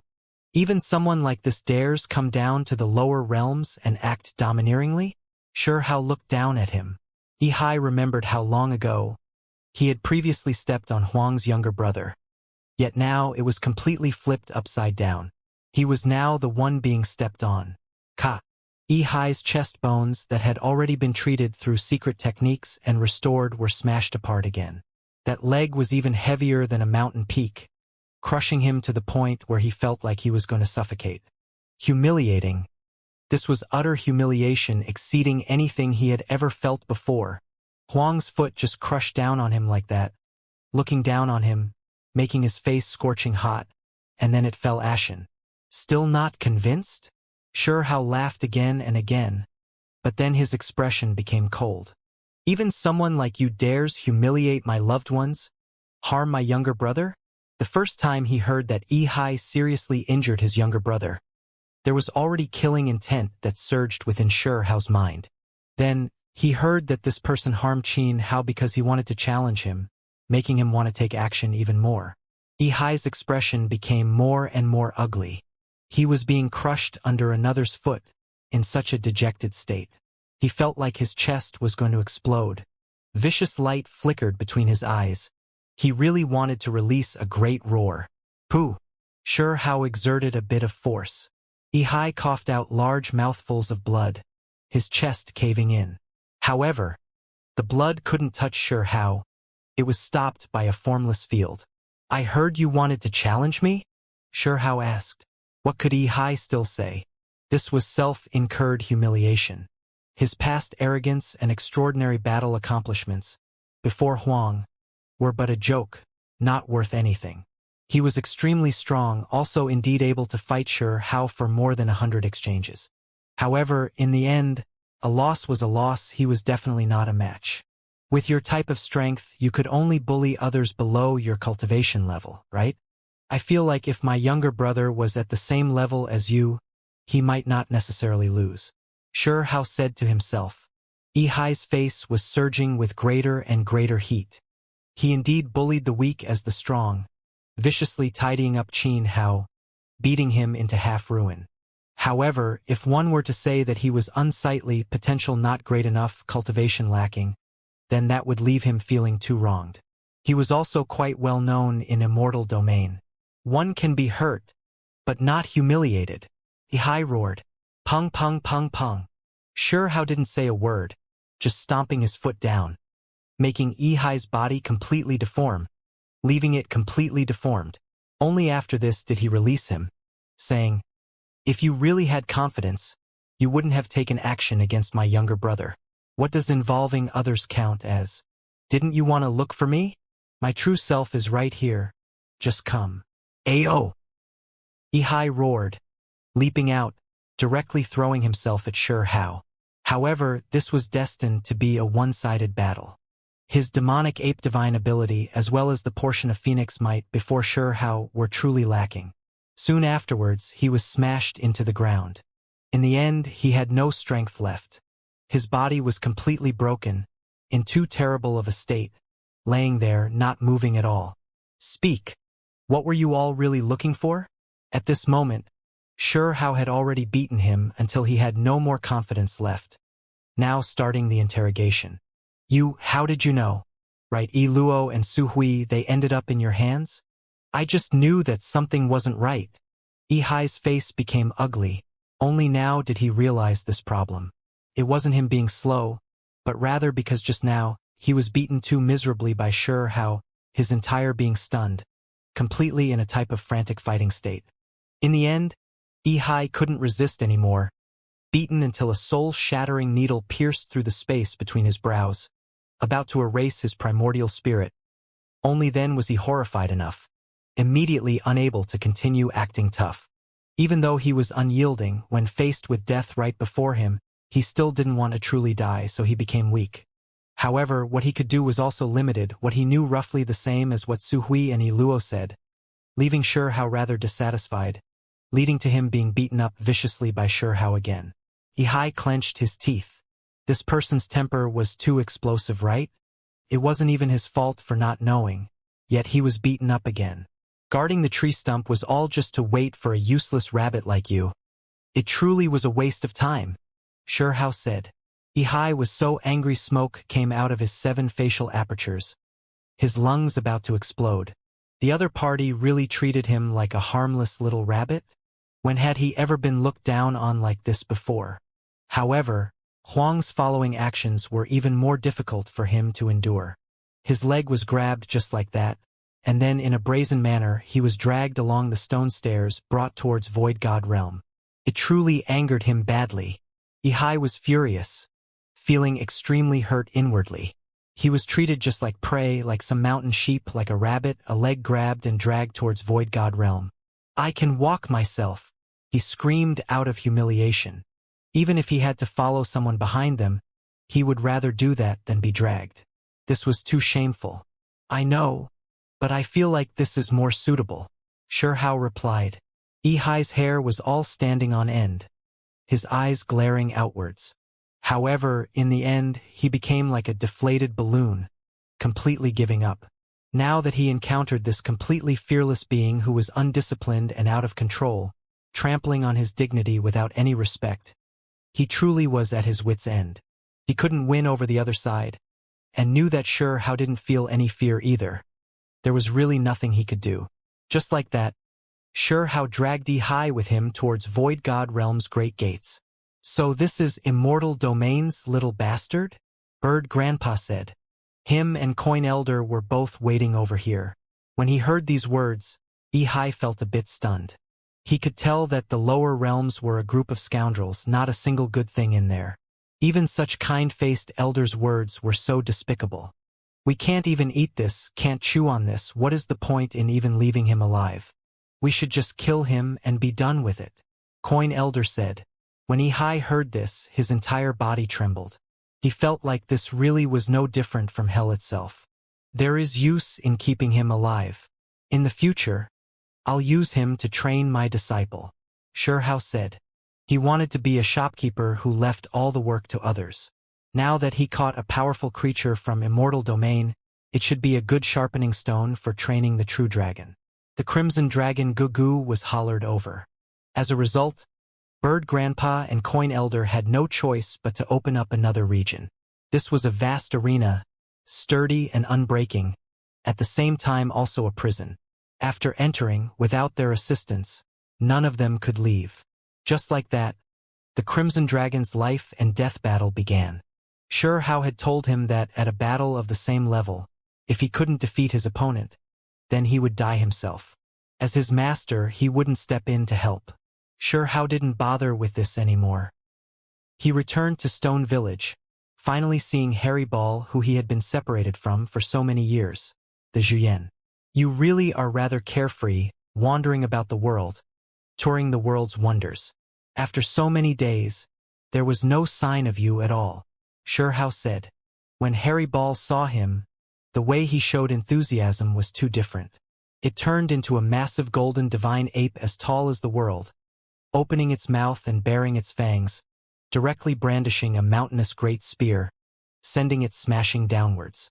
They had just met, yet it already wanted to exchange some pointers, size up his cultivation. However, Shihao took it with a single finger, making Harry Ball lose all of its fighting spirit. It quickly shrunk, appearing in Stone Village. Do you think I was just going on a scenic tour? Recently, I've been focused on searching for the mountain treasure in the great wilderness, Harry Ball replied. Shihao was moved. Even now, he still didn't forget about the mountain treasure. You found some clues? Let's go, I want in. Let's find it together, Shihao said. While Shihao and Harry Ball were searching for the mountain treasure, the higher realms could not remain calm. The sect masters of the 3,000 provinces were all startled. A group of people currently stupefied, all of them stunned. Who was Ihai? He was incredibly powerful. When fighting at the same level in Void God realm, he still ended up being beaten miserably. This was impossible. However, this was the information that they received. Those disciples of theirs personally witnessed this happen. Ihai was beaten until his mouthful of teeth flew everywhere, finger bones falling off. These remain still by Spirit Realm's gates even now. After these people were startled, they entered Spirit Realm together, arriving before the Realm Gate. As a result, all of them were stupefied, unable to utter a word for a long time. Who did this? Was it truly a sealed great vicious being who undid its seal? However, creatures like the Kuanpong and the True Dragon, didn't they long die out? Apart from the Kuanpong and others, who else was there? Who could defeat Ihai in a battle at the same level? It's Huang. I feel like it is definitely him. Apart from him, what other power do the lower realms have? He could even kill the other side's young great ones.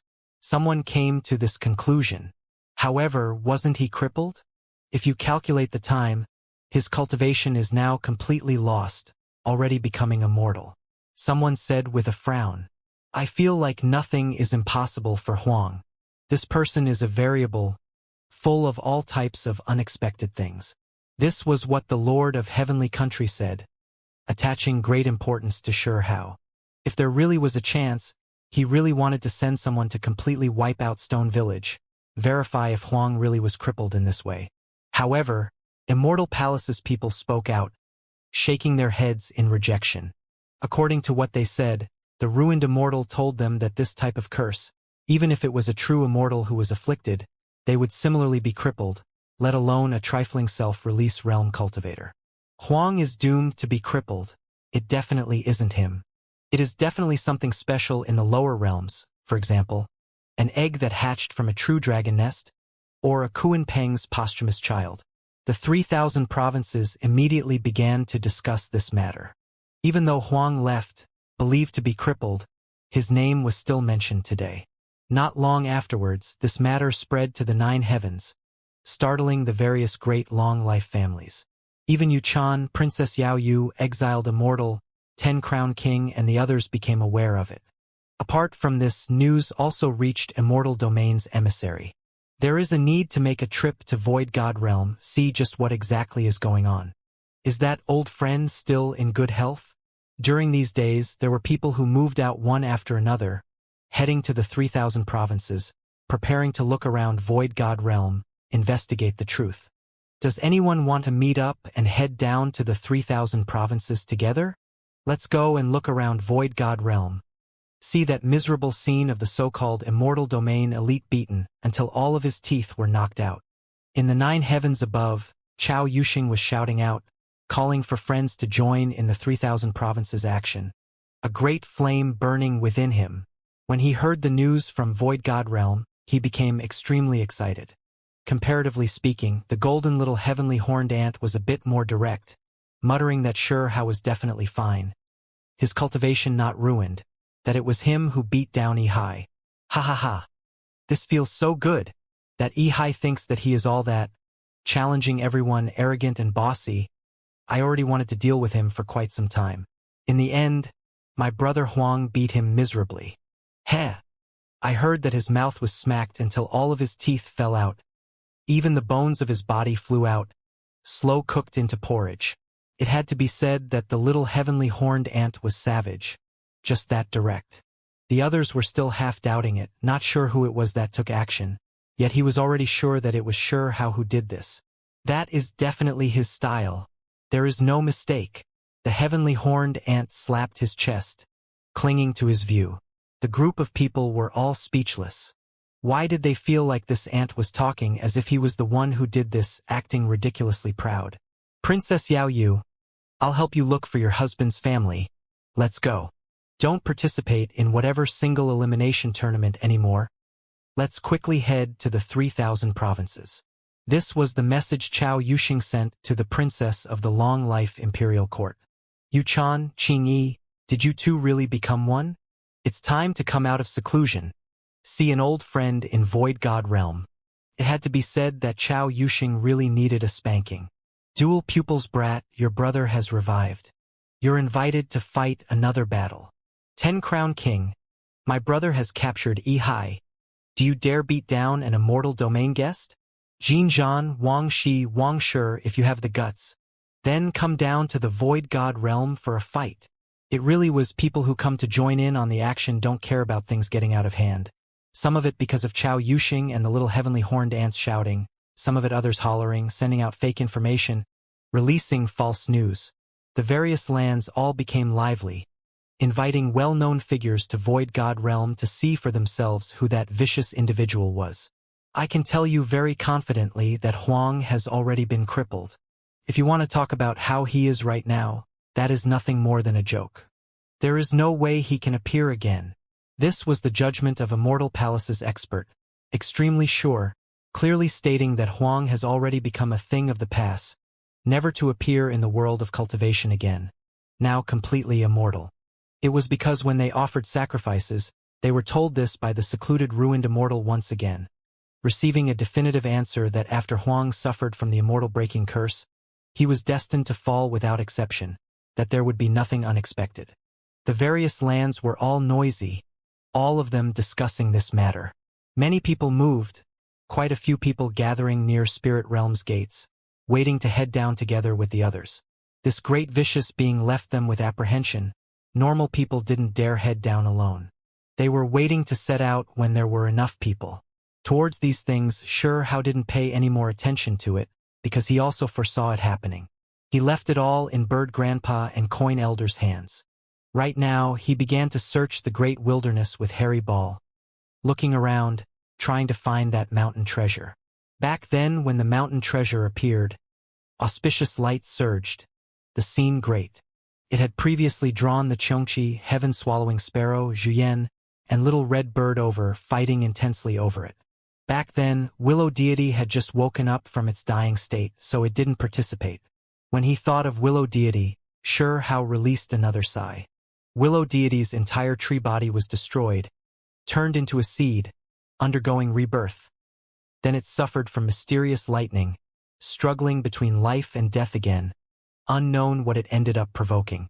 From immortal ancient great era until this era, it had experienced several reincarnations, going from the most powerful state back to the weakest, starting over from the beginning. What kind of path is the Willow deity's? Just where is it going? What will its final conclusion be like? Hao thought about the secrets in the place Willow deity ultimately disappeared into, which was also the place where the Lord of the restricted region suffered. What was there behind that dam?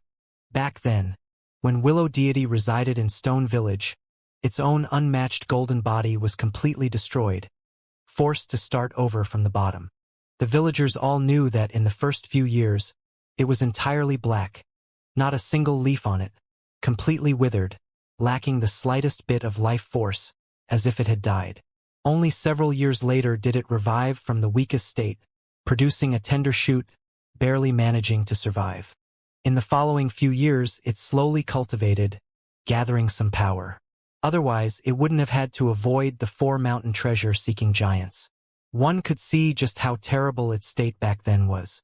It was clear that this great wilderness was already no longer the region near Stone Village, but rather the edge of desolate region. There were craggy, strange stones everywhere, rocky mountains towering around. Hao discovered a bird's nest. It was extremely large and also extraordinary. It was built from ancient wood, located at the peak of a stone mountain. Hazy spiritual essence was released from it. Heaven-swallowing sparrow's nest? Hao was shocked.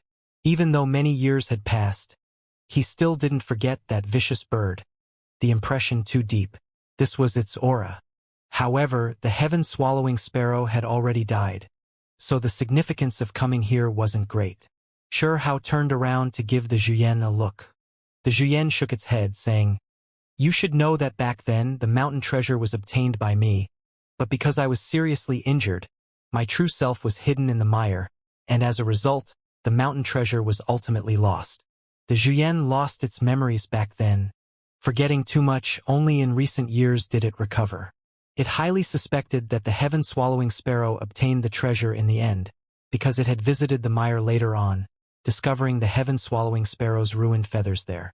Of course, it wasn't 100% sure that it was this vicious bird who obtained the mountain treasure. After all, they had fought intensely. For a vicious feather to be stuck in its body, then brought to that hiding place, was completely normal. The heaven-swallowing sparrow no longer exists, but I noticed that an extremely powerful individual had visited this place before. Harry Ball led Hao into the nest. This place was extremely quiet, spiritual energy hazy, created from golden silk grass. There were praying mats here, as well as some vessels, a quiet land of cultivation. My clan's 72 transformations technique is especially famous, but we have another divine ability that can restore something to its original condition. Search a place's recent scenes. The Zhuyan said. It displayed it here. In the end, a faint figure appeared in the heaven-swallowing sparrow's nest. An elder with creased skin, hair snow-white, indistinct, but he really was here.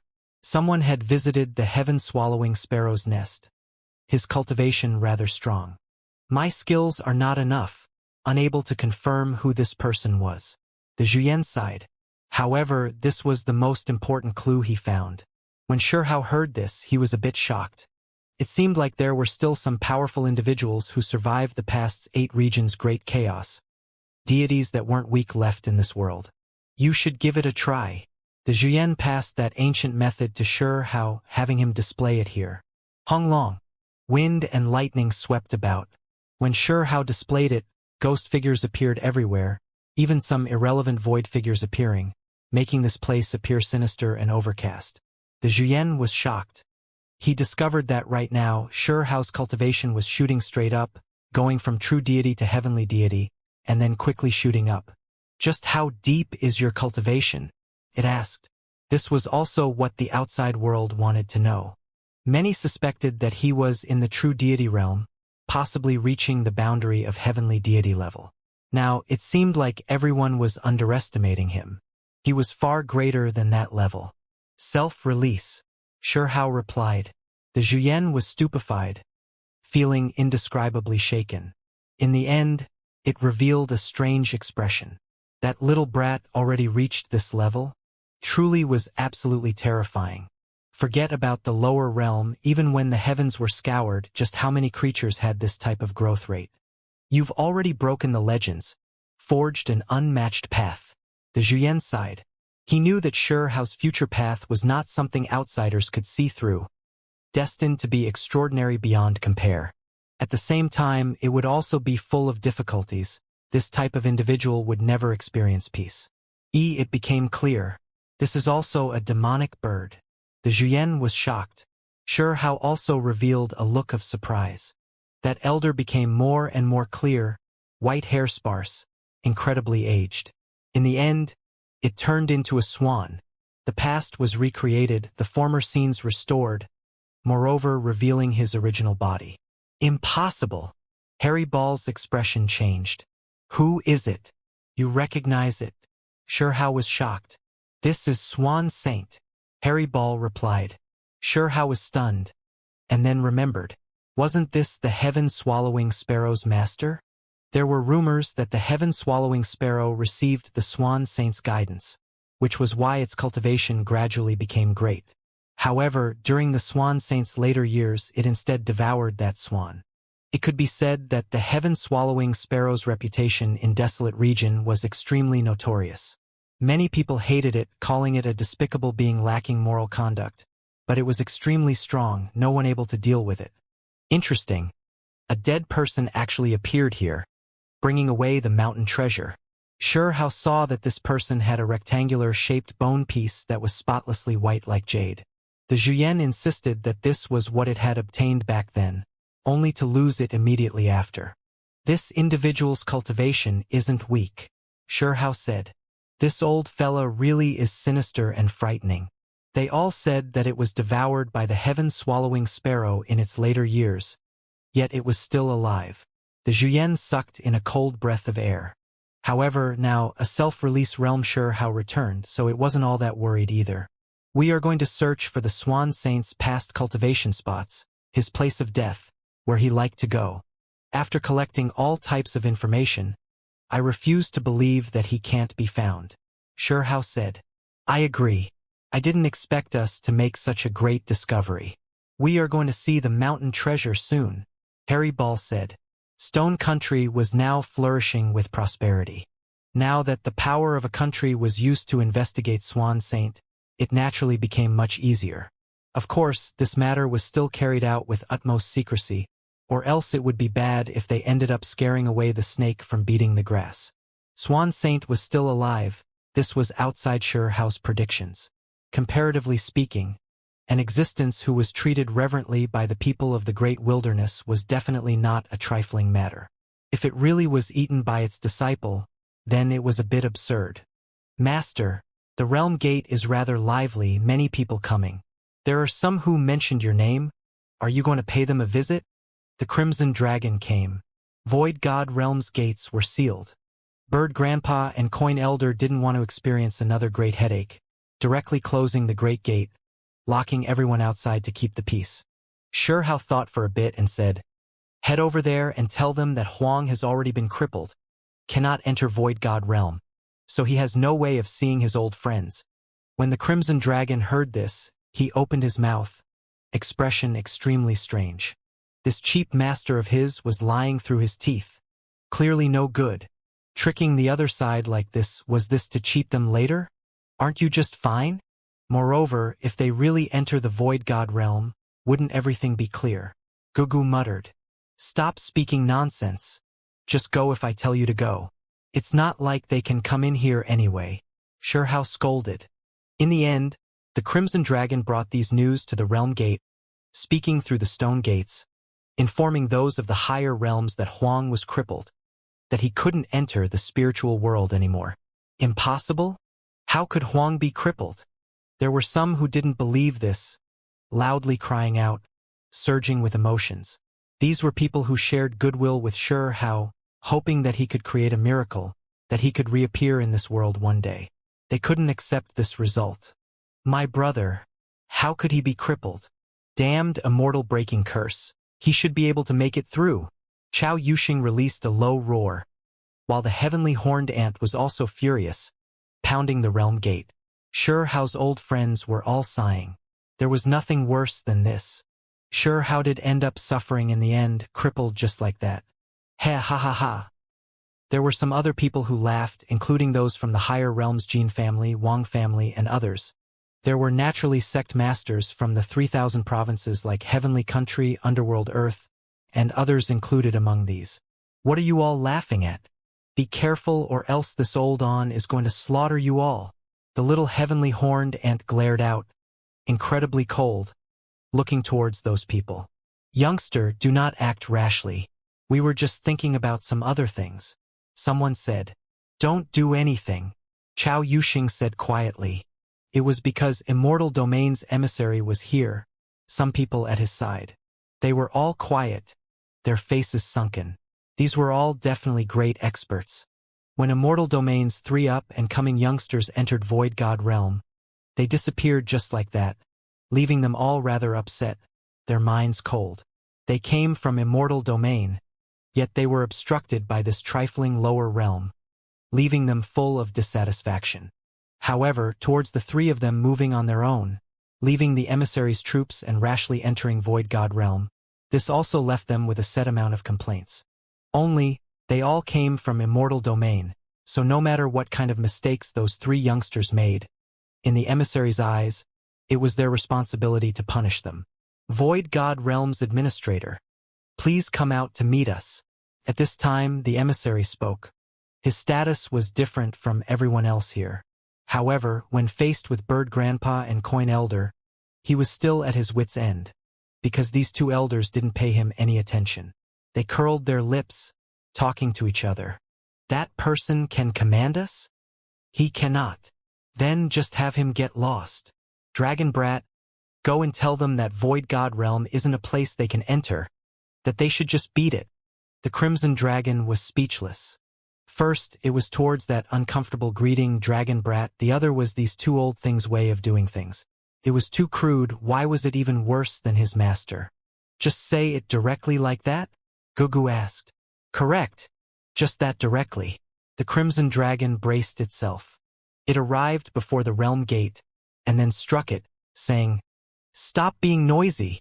The Realm Lord, cough, Void God Realm's administrator told me to tell you all to all beat it. To not be so unsightly here. Everyone outside was speechless. Void God Realm, was this demonic? To directly have everyone beat it, including Immortal Domain's emissary, everyone became a bit dizzy, a bit in disbelief. Brazen. Do you know who you are speaking to?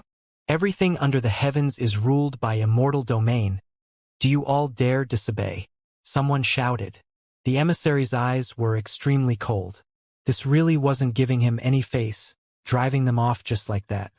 This was the first time he encountered something like this after entering the 9 heavens 10 earths. Elders. How else should I curse at them? The Crimson Dragon came over to ask for guidance, not even saying how to respond, directly asking how to berate them. He really was quite the prodigy. This kid might be worth teaching. Bird Grandpa praised. Worth teaching. The Crimson Dragon silently cursed in discontent. When meeting these 2 old things, even the most normal people would consider things with thoughts that were not ordinary. If he wasn't going over to berate them, then was he supposed to talk reason? Go. Tell that old thing to consult a bit with Immortal Domain first before coming back. Otherwise, he shouldn't come here looking to bring disaster onto himself. Coin Elder said calmly. The Crimson Dragon Gugu was extremely cooperative, walking over, directly mocking the other side, making everyone outside look at each other in dismay. The old man already said for you all to drag your butts back to Immortal Domain and consult your superiors. Do you guys not have eyes? Look at what kind of place you are at. If you dare grumble anymore, all of you will be struck to death. When they heard these words, Bird Grandpa and Coin Elder both grinded their teeth, both of them feeling like this brat was definitely not some fuel-efficient lamp. Did he get led astray by that how brat? This is the true dragon bloodline. Do you think they are of the kind sort? They are a race who rose up after trampling on the bones of countless corpses. Definitely no good. The two elders mocked the Crimson Dragon's bloodline. Gugu grinded his teeth, but there was nothing he could do. The outside world erupted. Immortal Domain's people could not restrain their anger, bombarding the realm gate with attacks. Even Immortal Domain's emissary was stunned. He recalled some matters he heard from a living fossil figure, that there were some areas in the 9 heavens 10 earths that couldn't be randomly barged into. Could it be that apart from restricted regions there were strange things here as well? I only wish to know. How did he truly become immortal? A woman spoke quietly, her voice sounding. Who are you? Yuchan? Qing-Yi Witch, or Yao Yu? Or maybe Wang Shi? Gugu's gossipy side was burning. It was because he had stayed in Stone Village, hearing about the things How told the villagers regarding the higher realms, remembering these names. There were some women outside the realm gate whose expressions were unchanged. However, when their eyes swept past the gate, they really wanted to just smash that realm gate straight open. Huang isn't actually truly crippled, right? Someone asked. What are you even saying? Even though my master's cultivation has been lost, he's still not someone who you all can mock, the Crimson Dragon said. He hasn't been crippled, someone else said. How laughable. Even now, he wants a miracle. My immortal palace's supreme being dares to personally vouch that he can never enter the world of cultivation again. Immortal palace's people also came. The realm gate couldn't stay calm for many days, those people not leaving. Meanwhile, while there was such chaos here, How moved, personally following those clues, investigating the whereabouts of Swan Saint. He used the secret method to recreate past scenes, investigate its whereabouts. Eventually, he finally made a breakthrough in his investigation, confirming that Swan Saint was still alive. He cultivated a type of secret technique, now hiding in flood region. Let's go. Let's see just what exactly is that mountain treasure. How and the Zhuyan headed on their way. However, that day the Crimson Dragon came back, bringing him a piece of information. Bird Grandpa and Coin Elder were pestered beyond what they could endure. In the end, they opened the realm gate, letting those people in. How was shocked. Those two elders were bringing him trouble again. He didn't plan to confront those people, instead wanted to stay obediently in the lower realms, not wishing to be schemed against by others. Now was his secluded training phase. Before his strength reached a certain level, he didn't want to appear. Those people might incur a great disaster now that they entered the Void God realm. I have to take a look and see just what those two old farts are up to. How said. They didn't act randomly. All of them trapped within a mist-shrouded place. Right now, the two elders are experiencing quite the headache. It is rumored that not even the two of them could completely control that region. The Crimson Dragon said. This left How shocked. Sure enough, he experienced just how unreliable those two old things were once again. Why did they do this? How was discontent. They found those people unsightly, so they wanted to use you to tidy them up. The two elders said that place is a rare place of self-sharpening for you. It can help you break into the Supreme Being realm. The Crimson Dragon said. How stared blankly for a moment. He didn't utter another word, heading straight for Void God realm. Supreme Being. These two words shook How greatly. His heartstrings became taut. He had always wanted to break into this level, but he knew that his current cultivation speed was already extremely heaven-defying. There was no way he could reach Supreme Being level that quickly. He still needed more self-sharpening. After all, he was only 20-something years old, yet he already reached the self-release realm. This completely shattered the legends. Could be considered world-shocking. Already a miracle. If he wanted more than this, then that was unrealistic. However, as long as there was hope, then he wanted to try, willing to give it a go. He wanted to rise up in the shortest amount of time possible. Time didn't wait for him, he had to seize the moment and break through. Perhaps Immortal Domain had young supreme beings, but in these lower realms, in this barren land, reaching the supreme level really was too difficult. From the past until now, The number of supreme beings in the 9 heavens 10 earths were always counted. Master, you really want to become a supreme being? Just how old are you?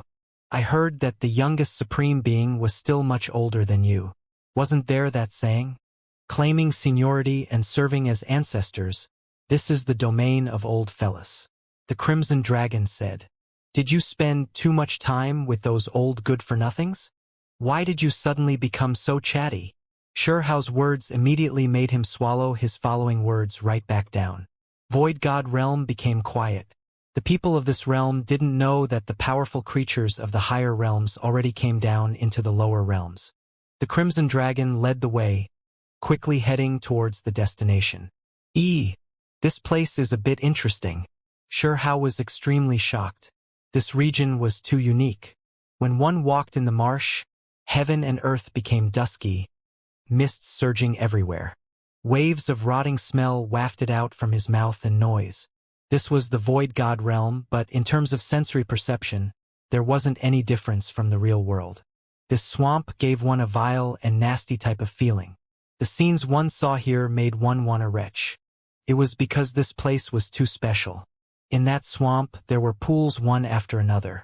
Upon closer inspection, it was all scarlet red, the color of blood. Inside the swamp were rotting bones, arms carrying wisps of blood, and other things. Poochie. When the Crimson Dragon's foot stepped down, several eyeballs appeared from within the marsh, carrying a rotting stench. The foul odor was overpowering. Come on, your cultivation already reached this level. Yet you can't even walk properly? Sherhao scolded. Towards this disciple, he really hadn't ever been that nice, criticizing him whenever he felt like it. Of course, occasionally, he would still add hints of thoughtfulness among the criticism. This place restricts our cultivation realm. I can't use any movement technique, so of course my foot would sink when walking here. The Crimson Dragon felt wronged. However, when he turned around, he was immediately stupefied. Sherhao's body was light and free. When he stepped on the mud, his body was untainted by even a speck of dirt, pure white and clean, lacking the slightest trace of filth. How is he doing this? He did everything he could, yet he failed. He was already certain that the spatial restrictions controlled all magical Dao, all creatures becoming like ordinary people here. Once one ended up here, they would lose their Dao skills. However, what he saw now dealt him quite the mental blow. This cheap master of his was completely fine. How did you do this? The Crimson Dragon couldn't figure it out. However, he also saw that Sherhao could most likely only go this far, unable to move through the air. The bottom of Sherhao's feet were shining, 3 streaks of divine radiance shooting out, bringing his body 3 inches above the ground. None of the rotting flesh and bones made contact with his feet, leaving the Crimson Dragon shocked. This is a rare place of self-improvement, yet you aren't cherishing it. If you could reach an inch above the ground, then it would be enough for you to wreak havoc among your peers. Sherhao said. He spoke this seriously, because he truly saw that this place was extraordinary. Only by operating one's cultivation at full force could one reach this step. In this place, one could only remain unaffected if one operated magical force going all out. A formless barrier crushed down from all directions, as if there was a millstone weighing down on his body, refining his body and spirit. Chi. Gugu saw sword radiance shooting out from the surface of Sherhao's body. There was sword energy hacking at him, yet he was unaffected. This is a land where supreme beings fought.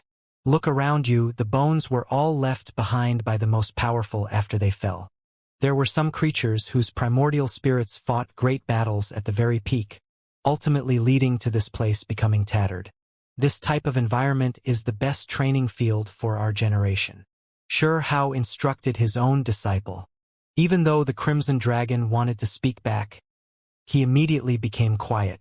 In the end, he operated magical force, starting to withstand this pressure. Finally, he managed to get half an inch above the ground. When he approached 1 inch, sweat already covered his forehead. Extremely strained. Do you see the difference? You and I are 2 levels apart. Sherhao didn't mince his words at all, moreover having a type of complacent look on his face, full of narcissism. This type of stance was completely not like that of a master's. No matter how he looked at it, it was like showing off. How was he supposed to treat this kind of person as a master? The Crimson Dragon was so angry his expression was ugly, glaring at him. In reality, Hao was extremely delicate and pretty. Even though he was only 20-something years of age, ever since his cultivation bore fruit, his appearance hadn't really changed. Apart from growing a bit taller, his face really was like that of a teenager, tender and harmless. Together with that cockiness, no matter how one looked at him, he was more like a lively and cheerful youngster, lacking the slightest bit of maturity. Master, I heard that you can also be considered a great person. In the great battle of Desolate Border, you accomplished all types of great feats. Why is it that before me, you have such a disgusting appearance? The Crimson Dragon's words carried sarcasm. Pong! As a result, he was directly kicked flying by Hao. Obediently cultivate. This region reveals the true level of an expert. Do you see what level you are at? According to what Hao said, only when the feet leave the decaying land, untainted by the mud, could those barely be considered exceeding the limit, a heaven-warping figure. Are you praising me or praising yourself? The Crimson Dragon rolled his eyes. It was because he could only reach half an inch above the ground, only coming to an inch if he went all out, while Hao could reach 3 inches above the ground. Wouldn't this mean that he was at least 2 levels greater than those who exceeded the limit? They reached their destination. There was blood energy curling about this place. The swamp was scarlet red. Was this mud or bloody paste? It was impossible to distinguish, making one feel more and more uncomfortable. In this place, the Crimson Dragon's head was covered in sweat, entire body as if soaked through. He was unwilling to accept this result, continuing to operate magical force, resisting the formless pressure. However, it really was too exhausting. He found it a bit hard to hold on. Good. Don't force yourself. Hao patted his shoulder. Pooh. When the Crimson Dragon was patted by him like this, his feet immediately sunk into the bloody mud, making him so angry he glared out. However, there was nothing he could do. This heartless master of his completely ignored him. Soon afterwards, Hao revealed a strange expression. He saw a few old friends within the mist ahead. They were scattered throughout, searching like they were blind. They are looking for a path. The 2 elders said that they would lose their way once they went inside. Master, do you dare enter? The Crimson Dragon urged with malicious intentions, carrying a bit of a provocative feeling.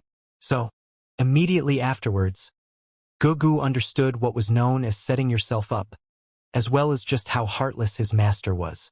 Hao lifted him up by the neck and directly threw him in. Put on. Ayo! The Crimson Dragon's body smashed into the bloody mist, smashing into someone, both of them crying out. Little bastard! Where did you come from? Did your family not teach you how to walk properly? This was a middle-aged man with a fiery temper. He brandished his palm, about to send it smacking over. In the end, the Crimson Dragon was even more angered than him. With a roar, he attacked later but arrived first, grabbing that arm. With a kacha noise, that arm bone was broken. He was thrown in like a sack by that cheap master, making bloody mud splash everywhere. The Crimson Dragon felt a wave of anger, his mood naturally becoming terrible. Dong! In the end, he smacked this guy into the ground, and then gave him a few stomps. Only then did he vent some resentment. Not far out, outside the mist, Hao watched with great interest. His eyes were burning brilliantly, because he saw that those were all old friends. The one the Crimson Dragon beat up was a great elder from one of the 3,000 provinces' great sects, but he was still beaten up. Did Immortal Palace's people come? If I see them, I'm going to stew all of you alive, Hao said hatefully, looking around for those people. Soon afterwards, he saw someone familiar. Should he call her Yu-chan or Qing-yi? Her white clothes were purer than snow, currently searching about in confusion.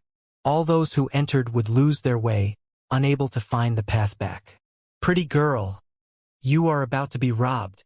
Hao's mood was great.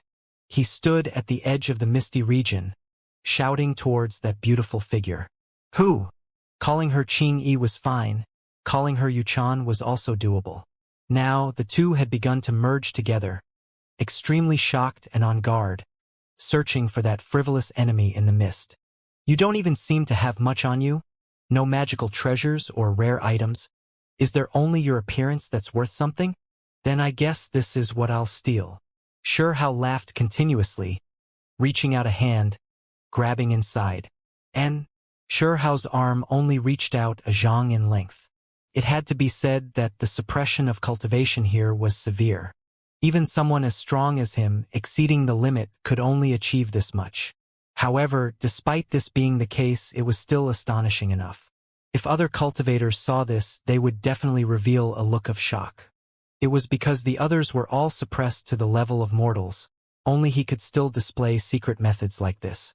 It was basically the same as being high up above, having the backing to look down on everyone.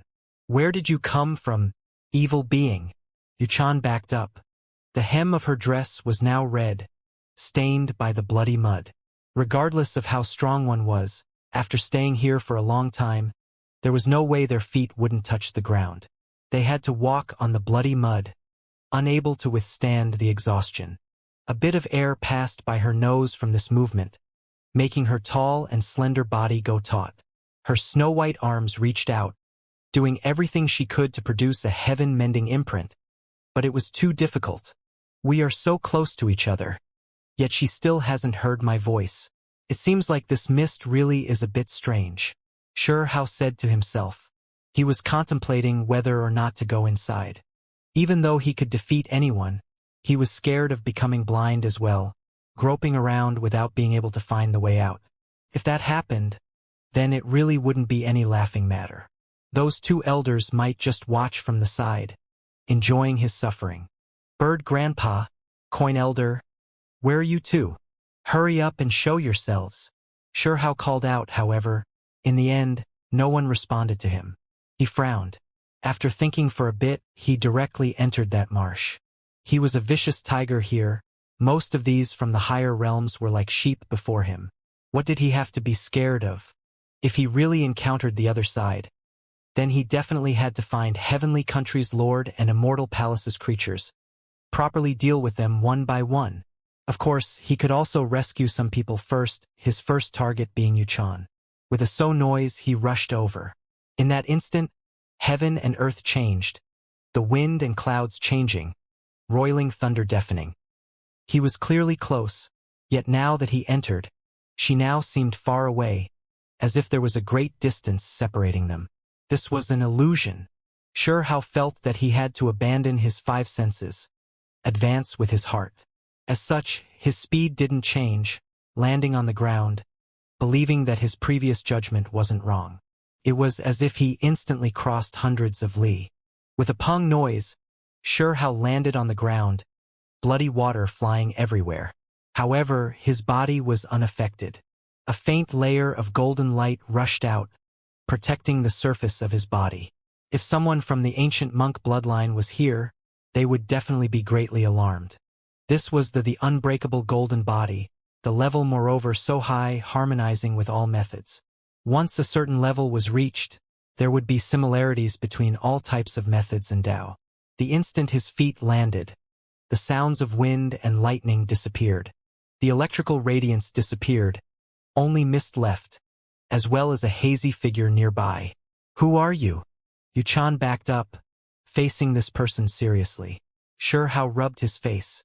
He immediately widened his mouth and bared his fangs. Only someone like him could still use some secret methods, change his appearance. This master is a great vicious being of desolate region, lacking some women. You have been chosen. After speaking, he immediately went up to her to carry her. Yuchan really was about to faint, wishing to smack him. Who was this individual? He really was shameless, saying that he wanted to kidnap wives was already hateful enough. Yet he said he needed more than one, that she was just one of them. This was completely intolerable. Pong! However, the instant they exchanged attacks, Yuchan's expression changed. Not even the divine radiance fired from her fingertip could do anything to this person. Hao was shocked. After Yuchan and Qingyi merged together, they became much stronger than before after all, already on a completely different level. However, a moment later, after several exchanges, Qing Yi was still stopped by Sure Hao, not his match. This made her expression change. When she saw that this really was a vicious spirit, her beautiful face fell. Hee, I've subdued the girl. Let's go. Sure Hao picked her up and left. Everything before Yu Chan's eyes went dark. After running into the lower realms, she suddenly encountered a great vicious being, and was then directly brought away like this? Her divine skills were just starting to show results. Yet now, she suffered such a great mental blow. The hardest thing for her to accept was that she was going to be a kidnapped wife. It truly was infuriating. Something's not right, you are. Sure how? Suddenly, she trembled, releasing this cry. When she was picked up and carried on his shoulder, she seemed to have realized something. You bastard! She began to hit him, now realizing what happened. Just now, she had lost her cool because of flusteredness, but now that she became cool-headed, she believed that only Sure Hao had this type of terrifying strength in the lower realms, had an absolutely advantage in suppressing everyone. Know your place. This great one is known as a ruthless flower-breaking demon king. Sure Hao threatened. Ruthless my ass, you dare fool me? Aren't you lacking a beating? Qing Yi struggled, pulling at his ear. Pa! As a result, her round and perky bottom was given a smack, loud and clear, that place becoming a bit numb. Yu Chan's sparkling white face immediately looked like it was flushed with blood, becoming scarlet red like a sunset sky.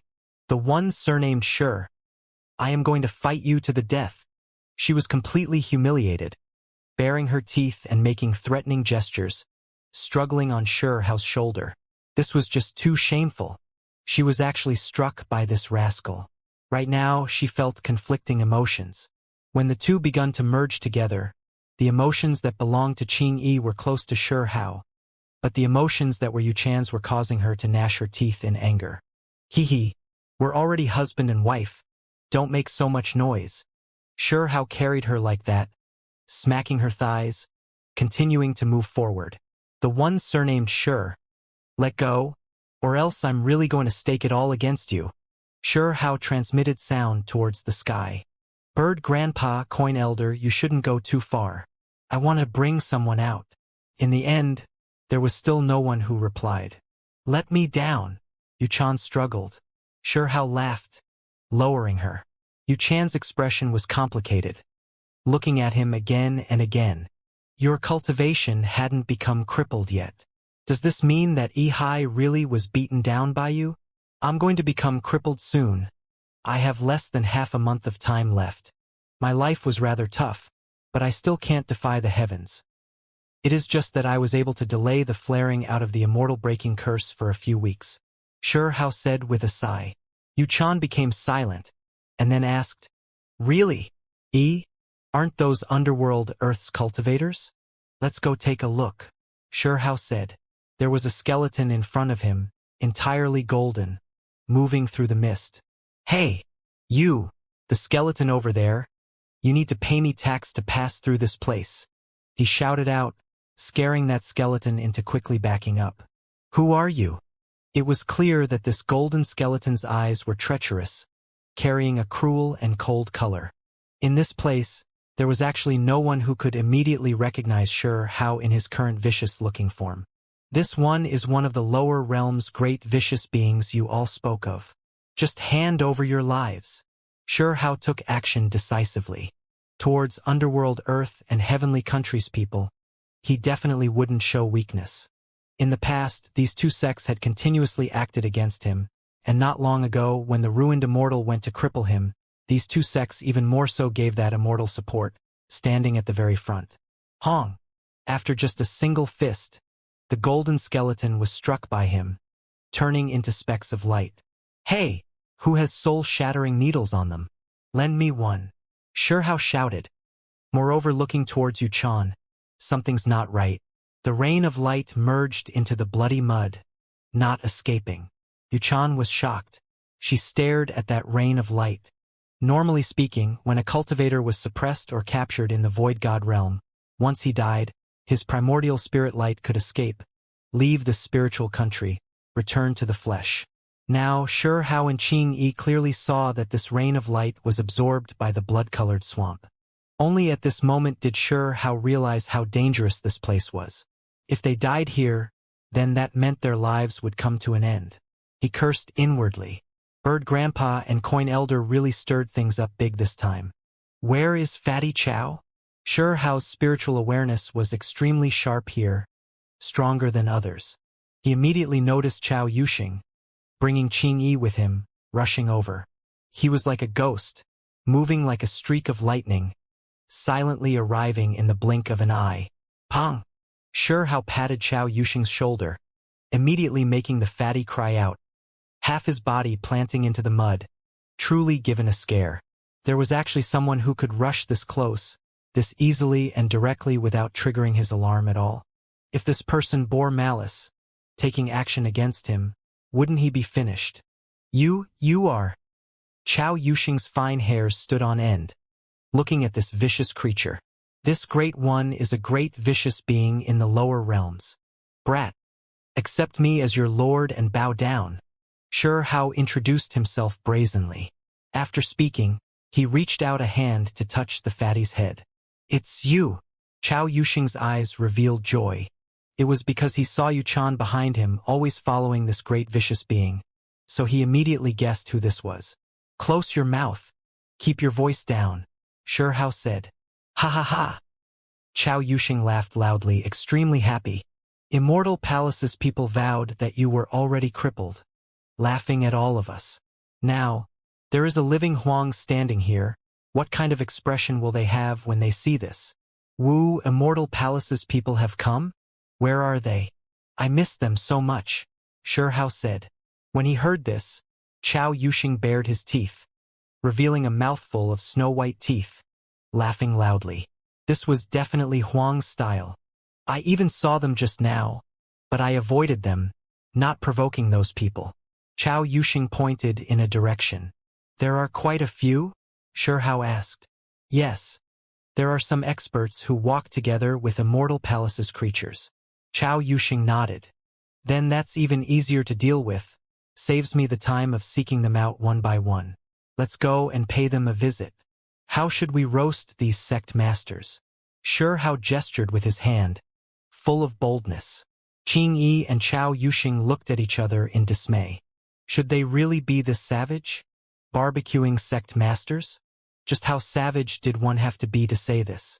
If it was anyone else who said this, Yuchan would definitely ignore them. But if it was Huang who said this, her mind really would jump, not feel much doubt. It was because this fella could definitely do it. Hee. Ha. Chao Yuxing rubbed his hands. That vulgar, impatient, excited appearance was as disgraceful could be.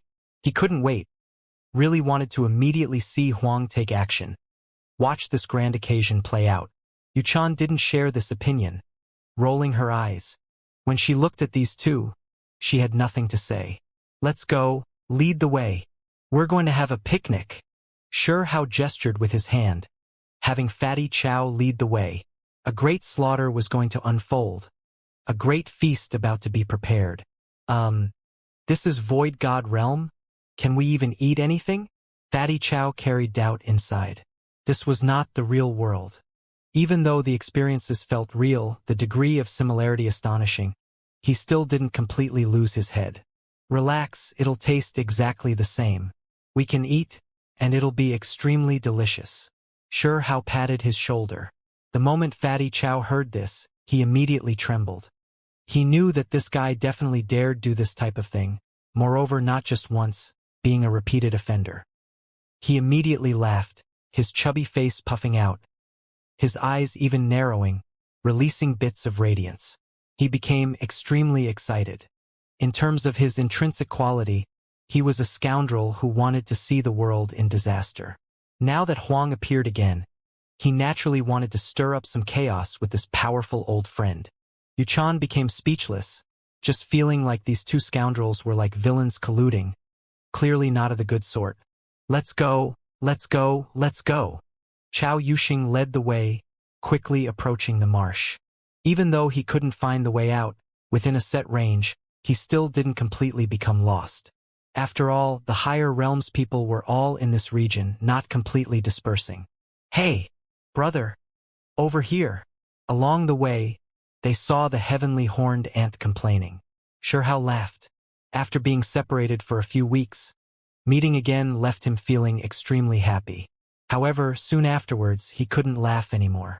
The heavenly horned ant's next sentence made him so angry his nose almost became crooked. "Who is this ugly thing? Why are you two walking with him? He really is too low class to be with you two." The golden heavenly horned ant criticized left and right, because not long ago, he had a falling out with Immortal Domains people, leaving him in a bad mood. They almost fought to the death, forced to swallow his anger. Now that he saw the vicious-looking How, he directly spoke out in mockery. "Pong!" How didn't utter another word, immediately sending a fist over, two fists meeting. "Why are you this strong?" The heavenly horned ant was shocked. Currently, he was already in human form, becoming a blond young man. He shook his arm, clenching his teeth.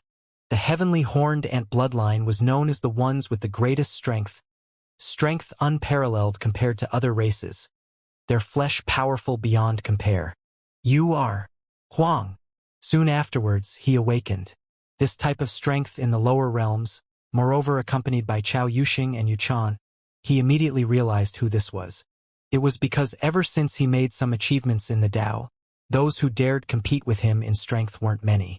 It was too obvious who the one before him was. After knowing that it was How, the heavenly horned ant trembled. After learning what they were planning to do, this fellow was even more fiery-tempered, more savage than How, boldly suggesting to roast away Immortal Domains people too. "Oh right, just now I saw a dragon. I think it was a pure-blooded crimson dragon. Unfortunately, it disappeared too quickly. I couldn't catch it," the heavenly horned ant said, suggesting that they eat it too. His bloodline always competed with the true dragons, fighting for the position of #1 clan, extremely intense, which was why there was a type of innate sensitivity towards each other's auras. "Don't eat him, that's my disciple," How said. This made those people look at each other in dismay, all of them shocked. Just how long were they separated for? Yet this fella already took in a true dragon as his disciple. That place really wasn't simple, the lower realms too sinister. Bloody mist wafted about, surging in the swamp. This region was too strange, scarlet-red color everywhere. There were some ancient trees in the depths of the swamp as well, but they were rare, a great distance between each one of them. Only they were extremely large and tall like a mountain. The scene was terrifying, some corpses hanging from them. They had already passed away for who knew how many tens of thousands of years. What kind of place is this? Some people from the higher realm gathered together, currently discussing how they were going to proceed. For a spiritual world to have this type of bloody place, it really is quite bizarre. The vice sect master of Heavenly Country said. He was exceptionally sensitive to this type of bloodiness. After all, he was the vice lord of an assassin organization. He lived in the darkness, accompanied by blood and bones. This is a battlefield for supreme beings. There were exceptional individuals who carried out a great spiritual battle here, some buried here, the number not even small. A creature from Immortal Palace said. This was the #2 figure from Immortal Palace. This sect had an old supreme being who had lived for endless years, while if we went one ranking lower, then this person was the strongest. This place even has immortal Tao awareness, true immortals passing away, undying beings' spiritual consciousness remains. Another person said. How and the others arrived, seeing these people from the distance. Along the way, they ran into Princess Yao Yu, Chang Gongyan and some others, as well as the Crimson Dragon Gugu, all of them getting together. Are there still others in the lower realms? After How asked this, he began to mutter to himself, "You two old things, do you hear me? There are a few others appearances who I will help describe for you. Help me take care of them." He really was scared that this marsh would be too strange, forcing those he was close to into dangerous situations. He wanted to ask Bird Grandpa and Coin Elder to be more magnanimous, lend a helping hand. "Wait here, it's fine as long as I head over." How had all of them stop, hide in the distance. Otherwise, if they headed over directly, his identity would immediately be exposed. He wasn't willing to head into the higher realm yet, still wishing to lay low, not wishing to disturb the peace after today. As he continued, he heard those people's conversation. The lower realm really is strange, having some peculiarities. How are we going to leave this place? It truly is a pity. Not only were we unable to confirm whether that great vicious being is Huang, we encountered trouble ourselves. There's no need to even think about it. Huang has been crippled without a doubt. There are no exceptions. I just don't understand exactly who it was that took action too well. Don't tell me there really is a true dragon descendant. Immortal Palace's individual revealed an expression of disdain, not believing that Xianxia could remain unharmed. Xianxia was completely silent, walking over just like that. Who are you? Someone spoke out in alarm. I am someone who has faced Huang. Now that I hear you all mention his name, I came to take a look, Xianxia said. Oh? You fought with Huang, his opponent, yet you are still alive? Not simple. When did you face him? How is he now? One of them spoke out in interest, asking like this. Faced him more than 10 years ago. It has been a long time since I met him again. Xianxia replied. Haha, I just knew that Huang is definitely crippled. What heaven-warping talent. How could he resist the methods of a true immortal? This is the result of offending my Immortal Palace. He deserved to be crippled. Next to Immortal Palace's number 2 figure was a servant. He immediately roared with laughter. In the recent few days, there were always people wondering if Huang might not be crippled yet, believing that he was still stirring up havoc in the lower realms, moreover suppressing Yihai, Su Hui and others. Now, when they heard this information, they completely released a breath of relief. Old shameless thing, what you smiling for? Xianxia shot him a look of disdain. What did you say? You dare speak to me like that? Who do you think you are? Back then, you lost to Huang. Yet you dare act unbridled before me? Perhaps you don't know who we are. I'll tell you right now that we crippled him. Immortal Palace's old servant shouted. We must ask Dao friend to come over and chat with us for a bit. We have questions to ask you. One of them spoke, someone from the 9 Heavens Wang family. Unfortunately, Wang family's Wang Shi wasn't here. Xianxia didn't act politely, directly taking action, a fist smashing outwards. Pong! Immortal Palace's old servant couldn't escape at all. He directly exploded, only a head tumbling in the bloody mud, screaming endlessly. Everyone became stunned, not expecting him to take action immediately after saying he would. You dare humiliate me? Xianxia wiped his hands, completely calm amidst the chaos, walking forward. Who exactly are you? Heavenly Country's Vice Lord shouted. I am that so-called great vicious being you all spoke of. Even though I was Huang's opponent, I don't have a good impression of you all either. That one named Yihai, he was suppressed precisely by me, Xianxia said. When they heard this, they were all horrified. There really was a mysterious great vicious being in the lower realms? Heavenly Country's Vice Lord disappeared. He was the assassin leader, strength profound, wishing to enter the mist, attack when an opportunity appears later. However, Xianxia's speed was faster than his, rushing over with a flash of his body, leaving behind an afterimage. His fist directly smashed out, even the void distorting from his strength. Everyone sucked in a breath of cold air. One had to understand that no methods or Dao could be displayed here, yet this vicious-looking creature was actually this strong. Pong! Heavenly Country's Vice Lord was struck. Half his body directly exploded, entire body covered in blood, flying outwards and landing in the mud. Dao friend, you are going too far. Immortal Palace's number 2 said coldly, lofty and calm, not panicking at all, actually looking down on Xianxia. Just a trifling lower realm prison, yet it actually produced this type of vicious creature.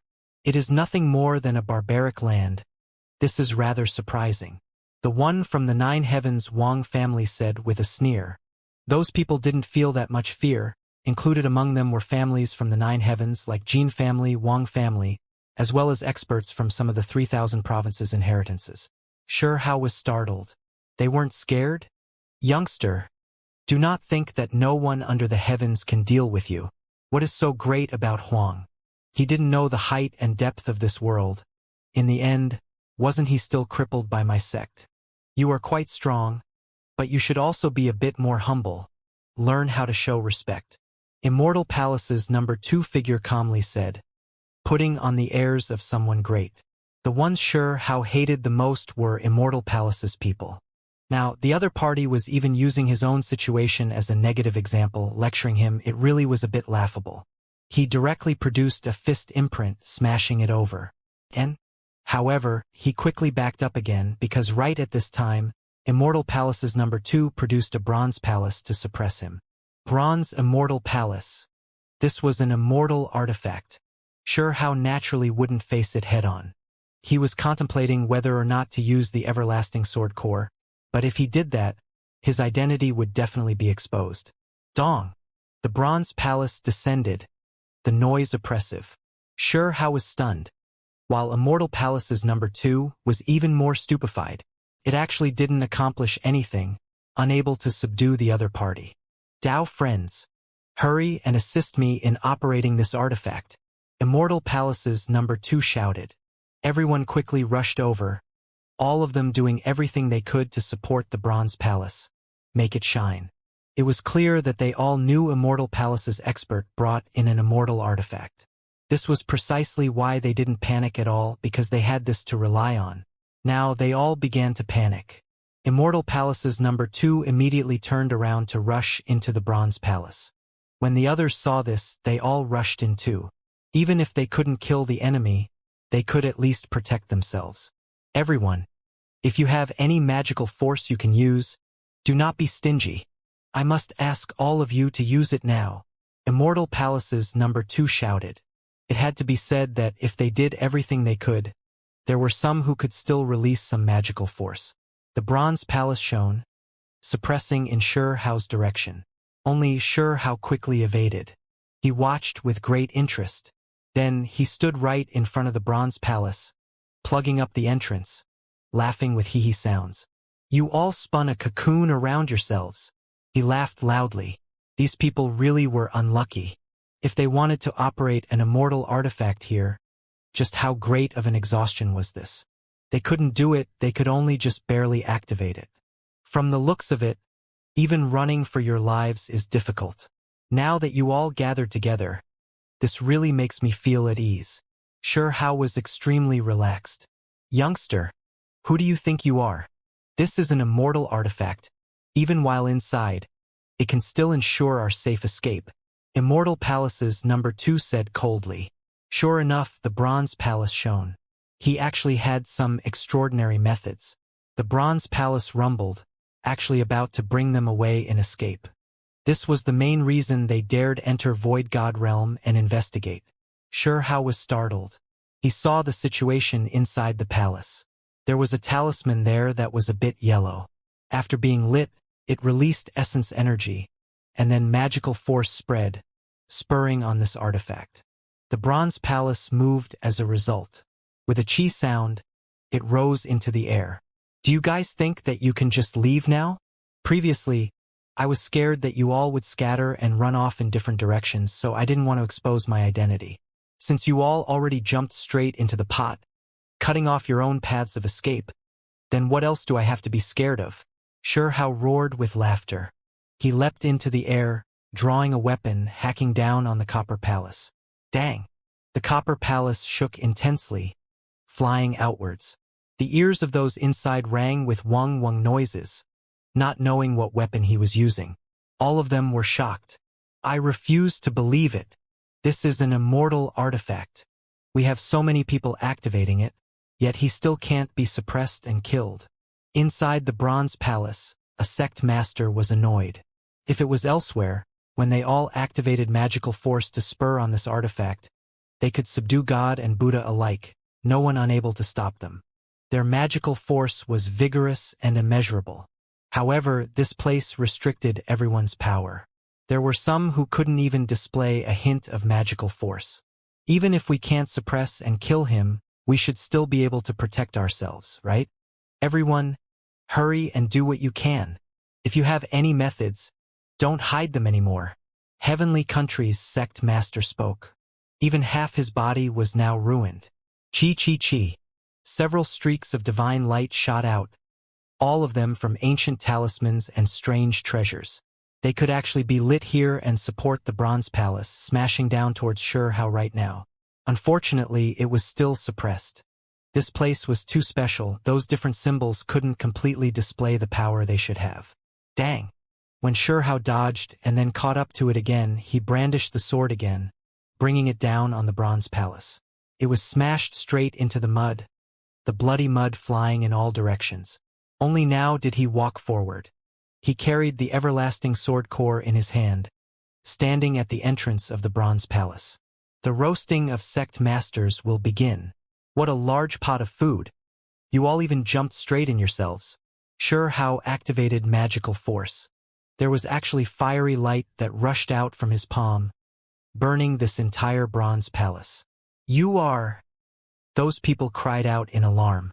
It was because now they saw the weapon in his hands clearly, immediately recognizing that it was the everlasting sword core that belonged to Huang. Huang's weapon actually landed in your hands. Could it be that you are Huang? You weren't crippled? Wang family's individual was horrified. Impossible. A true immortal's methods cannot be withstood. No matter how formidable Huang is, he should still be crippled. Did you seize it from Huang's hands? Immortal Palace's old servant, even if he only had a head left, still cried out like this, unable to accept this. Immortal Palace's number 2's face was a bit cold. At this time, his expression changed continuously, staring rigidly at Shurhao. Who exactly are you? Right now, everyone was looking at the sword core in Shurhao's hands.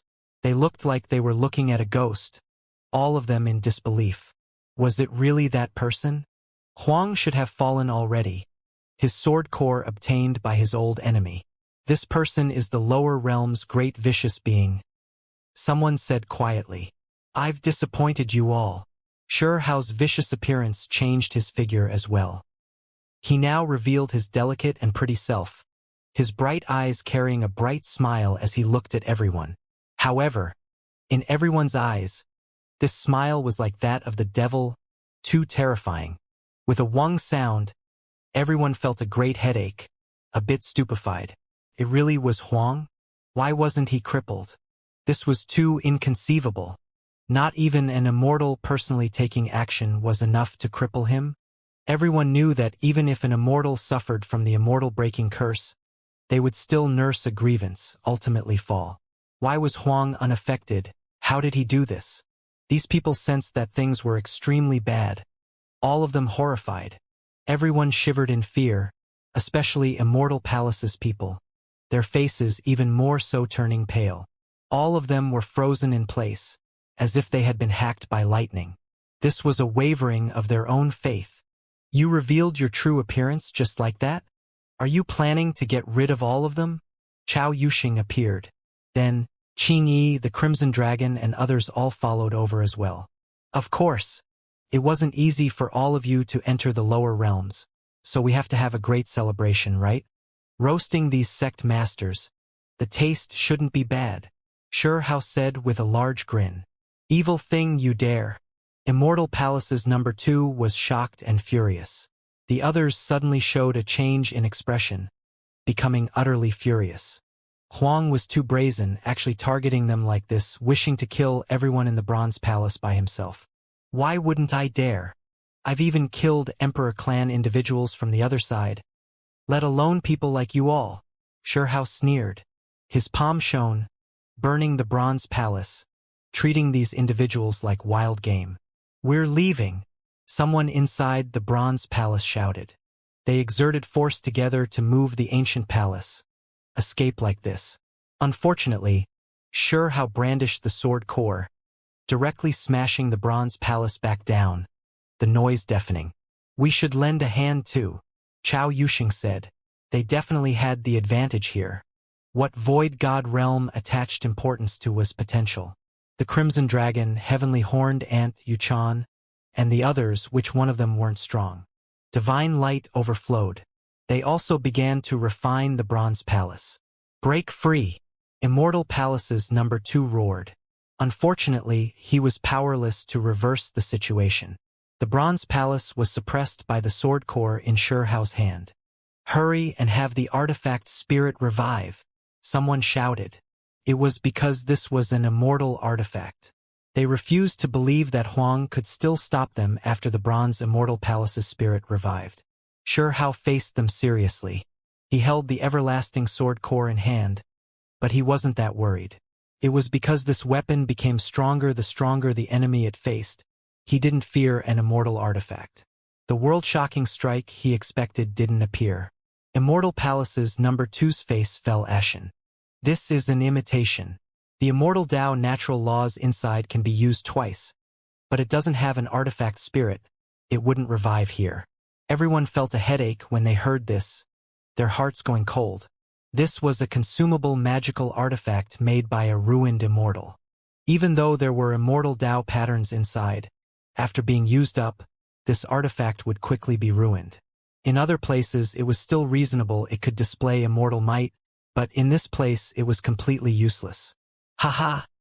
Xiao roared with laughter. He activated his Tao flame, even more so calling the Scarlet Dragon over, having it release flames. Why does it have to be me? Aren't you a dragon? Can't all dragons breathe flames? The Crimson Dragon immediately released a string of curses. Ah! In the end, miserable sounds were released from within the Bronze Palace. With fiery light directly released inside, it made all of them feel both anger and alarm. Soon afterwards, the fragrance of meat wafted through this place. It smells so good. I'm already starting to swallow my saliva. The Heavenly Horned Ant took a sniff, continuously releasing sighs of praise, praising Xiao's culinary skills. When he roasted food, it was always just that authentic.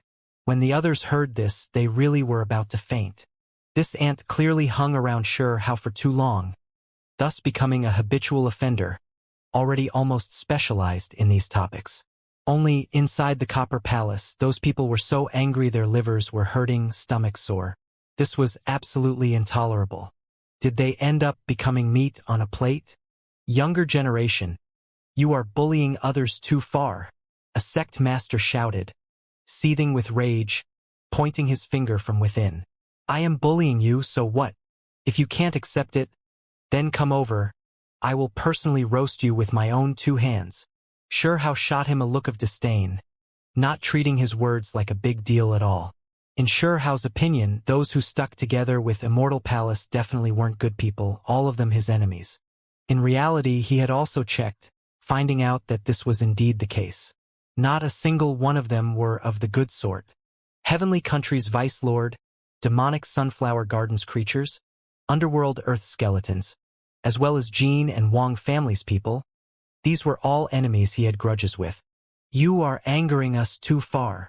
Smoke was spouting through his 7 orifices, really wishing to slap him to death with a single slap. However, he really didn't dare go over by himself. Right now, who wasn't aware of Huang's strength in the 9 heavens 10 earths? He didn't die even after fighting endlessly in Desolate Border. His own strength incomparable in his generation. Apart from supreme beings, no one could control him. Meanwhile, in this region, with their cultivation levels restricted, if they fought at the same level, even supreme beings might nurse a grievance, fall here. It smells so good. Which one of them has been fully roasted? Chao Yuxing looked inside. Evil thing. You all are courting death. Immortal Palace's number 2's eyes were cold. He truly was angered to the extreme. This was too humiliating for them. Moreover, this result was actually caused by Huang. If it was some other great vicious being in the lower realms, then he would admit that he was unlucky, but it was that Stone Clan youngster they thought was crippled. In his opinion, this was their prisoner. Someone who had been suppressed by their sect's true immortal should have already been crippled. However, now, he actually retaliated. It was intolerable. This old thing still talking back. Increase the heat, Chao Yuxing shouted. I'm here. I'm here. Don't start without me. A silver-haired little girl ran in this direction from the distance. Her figure was slender, her shiny silver hair hanging down to her waist. Her large eyes were brilliant like rubies. It was precisely the lunar jade rabbit. Even after so many years passed, her appearance didn't really change, still like a porcelain doll. I'm the best at roasting. How can this feast of such high-level ingredients lack me? The rabbit cried out, adding to the flame here. Princess Xiaoyu, exiled Immortal, and the others looked at each other in dismay. They all felt like this group weren't normal people, too savage, even a cute little rabbit loving meat like this. Inside the palace, there was someone who couldn't withstand it anymore. It was because the Crimson Dragon, Sure Hao, and Heavenly Horned Ant really were going at it. Fiery light overflowed, all Dao flames, pouring into the palace and covering those people. This wasn't an illusion. Even in the Void God realm, there was still a strong meat-cooking fragrance. Lord have mercy. This old one is going to stake it all against you, someone roared out. Sure Hao immediately replied. His precious figure was dignified, the expression on his face serious. Lord have mercy. Old thing, you can just come at me. Huang. You dare disrespect the great predecessors? That sect master was furious, panicking, cursing out, no longer caring about his appearance. This was completely different from his normal temperament. I will just cook you all the same. Sure Hao only had these words in reply.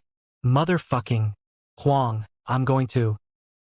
Inside the Bronze Palace, those sect masters completely lost their dignified appearances. Completely furious, all of them anxious, some of them cursing out endlessly. Qingyi, Changgongyan, exiled Immortal, Princess Xiaoyu, and the others were stunned as well. All of them feeling that this was a bit absurd. The normally well-tempered, calm and unflustered, noble sect masters were now even more crude than those in the marketplace, cursing that youngster. This really was too unexpected. Huang, I curse 18 generation of your ancestors. Are you not scared of retribution? Stone Clan's bastard, you won't die a proper death. You son will be born without an anus. This old one won't let you go even after becoming a ghost. I'm going to stake it all against you. These people's sleeves were all pulled up, all of them furious at Sure Hao. Their expressions were cold, releasing endless curses, all of them furious to the extreme, unable to endure this type of treatment. Yuchan was speechless, rubbing her forehead with her hand. Were these still virtuous and prestigious seniors? The normally sincere Chang Gongyan's lips twitched, checking if he didn't hear incorrectly. These youngsters were all speechless. These old things really were quite vicious with their cursing. They had never seen this side of them before. Of course, they could also understand why this was happening. Anyone would go insane after running into a scoundrel like Huang. This not only forced one down a path of death, it was even more so a type of mockery and humiliation. Was there any instance of being cooked like this? These were a group of sect masters. You are the bastard, your entire family is made up of bastards. The others were watching with enthusiasm, clicking their tongues in wonder, while the lunar jade rabbit went straight into battle, shouting out. Her little face was fine and beautiful, a country-toppling beauty, but when she berated others, it was instead extremely fierce. The group of people really didn't know what to say. She looked so pretty, yet she was so aggressive. This really was a unique example. Even the big-mouthed Fatty Chow and Heavenly Horned Ant looked at each other in dismay, conceding in defeat. You all. There was someone who released a low roar, releasing a vicious gust of fist wind, sending it smashing over. However, this was completely useless. Sure Hao didn't even have to take action. The scarlet dragon's eyes widened. With a sweep of its tail, it was directly sent back, breaking that person's fist. Why did you push it back in? He's already just about cooked through, the best time to slow cook. Bring him over so we can cook him in more detail. Sure Hao criticized. Fine. The scarlet dragon lowered his head and endured it, grabbing that arm, and then forcibly seized him over. Everyone, don't be too polite. I invite all of you to eat your fill, drink as much as you want. How great is this? Sure Hao called everyone over. He brought over a giant rock from the distance with unmatched divine force. The rock resembled a small mountain. It was because otherwise there was a bloody marsh below them, really not convenient for sitting on. Everyone's bodies shone, trembling. Then they all became clean and free of dirt. They followed Xianxia onto the giant rock, sitting down, blocking those sect masters in the bronze palace. It really is too humiliating. A voice sounded from within the bronze palace. I won't eat anything human-formed, the lunar jade rabbit said. This is a convention. I won't eat anything like that either. Xianxia nodded. And let's see which ones aren't human form, we have to pick them out. The heavenly horned ant said. The others were speechless, all of them revealing understanding expressions. These were all repeated offenders, used to this, quite picky in these matters. Not bad. My disciple grabbed over a demonic bird. Most suitable for roasting, Xianxia said. Then he smacked that sect master down, making it reveal its true body, producing a 3-layered true flame, covering him within. Shouldn't we pluck it first? Xiao Yuxing asked. And it'll be easier to pluck the hair after we roast it a bit. I'll leave it to you. Xianxia threw it over to Xiao Yuxing, and then said seriously, recently, I decided not to take lives. Not take lives, my ass. Many people wanted to shout out. He already reached this point, yet he still wanted to look like a saint. This really was ridiculous. Xiao Yuxing rolled his eyes. However, he still accepted these stupid words, taking the responsibility of killing and cleaning. An hour later, the group of people were all praising the taste of the food on the giant rock. Woo, it's so fragrant. That stinky stone brat's skills really are good, still worthy of praise. The lunar jade rabbit's cheeks were puffed, gorging herself, her large eyes now already like moons, clearly enjoying herself. It is still the same skills, the same taste, the same meat fragrance. Worthy of being the barbecue king, Huang. This was the heavenly horned ant's praise. Skills equivalent to a master, the king of food. These were Xiao Yuxing's words. The group of people were almost about to faint. Just what kind of people were these?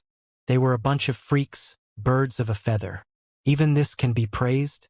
However, it really was delicious. The taste superb.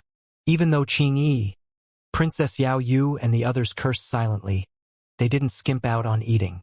If it wasn't because there were a lot of people here, they might have thrown aside their images of virtuous ladies. Even if my cultivation is truly crippled, I won't die of hunger in the lower realms. At the very least, I'll have this exceptional skill, right? Xianxia put on a narcissistic appearance, boasting and praising himself. Everyone immediately shot him a look of disdain. Huang, are you really going to be crippled in the end? I really am gratified. Among the sect masters, there was someone who sneered, feeling joy. He was going for broke too. Either way, there was no good end, so he might as well step on Xianxia a bit more. I am extremely grateful too, that I can eat you. Xianxia immediately fished him out. In this place, the two of them weren't at the same level at all. Xianxia greatly exceeded the limit, practically unmatched. This is a hoe, not bad. I always wanted to give your race a try. And now, there was one brought right to our front door. Xiao Yuxing roared with laughter. Let's not roast them one by one. We can just enjoy everything to our heart's content. Xianxia began to personally set his hand at it. With a pung sound, Heavenly Country's vice-lord was seized. In the end, they discovered that this was a half-humanoid, half-beast creature, leaving them vexed. He killed it with a slap, throwing him into the mud. It's your turn now. Xianxia moved forward, staring at Immortal Palace's number 2. With a great smile, he said, a divine bird, excellent. Even Immortal Palace's second strongest is about to become delicious food.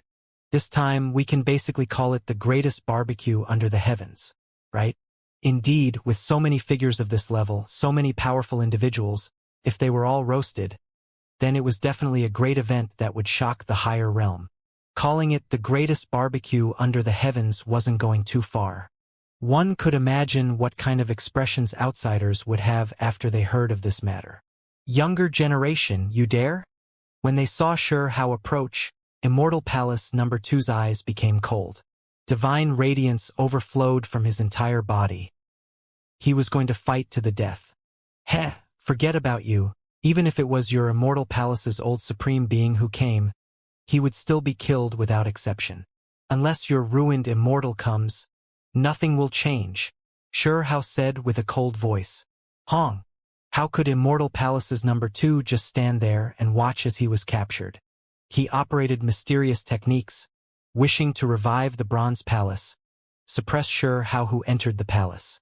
If it was the true Bronze Immortal Palace, I would still feel some apprehension, not dare enter. After all, there is still the artifact spirit to worry about. However, you want to suppress me with this type of junk? Xianxia didn't seem to care much, because he had the everlasting sword core in hand. He swept it outwards. With a pong noise, the talisman exploded, turning into an expanse of fiery light. You only have this bit of skill? Xianxia put away the sword core. His fist brilliance was dazzling. In this place, he still had magical force, intimidating everyone. The group of experts were backing up. Immortal Palace's number two's eyes were overcast. He was full of resentment, but there was nothing he could do, truly not this youngster's match. I feel so much regret. Back then, I should have pleaded true Immortal Great One to completely destroy you. We were too benevolent. Leaving an evil being like you alive, an absolute disaster. He seemed to be extremely regretful. You can go fuck yourself with your benevolence. Xianxia had always been suppressing a wave of resentment. Immortal Palace suppressed and crippled him, leaving him furious. That day, did the ruined Immortal dare take action?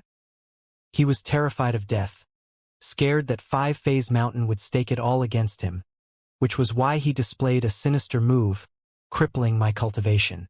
Xianxia said coldly. Needless to say, he took action decisively. Hong Long. A fist collapsed the void. Even though this place restricted the Tao and natural laws, he could still display such power, exceeding the limit by more than one level. This left everyone incredibly shaken. They could only sigh. Huang's rise wasn't without reason after all, confident in his own strength. This type of potential exceeded the imaginations of many people. Hong. In that instant, Xianxia rushed over. When this fist descended, Immortal Palace's number two, known as someone close to a supreme being, was sent flying just like that.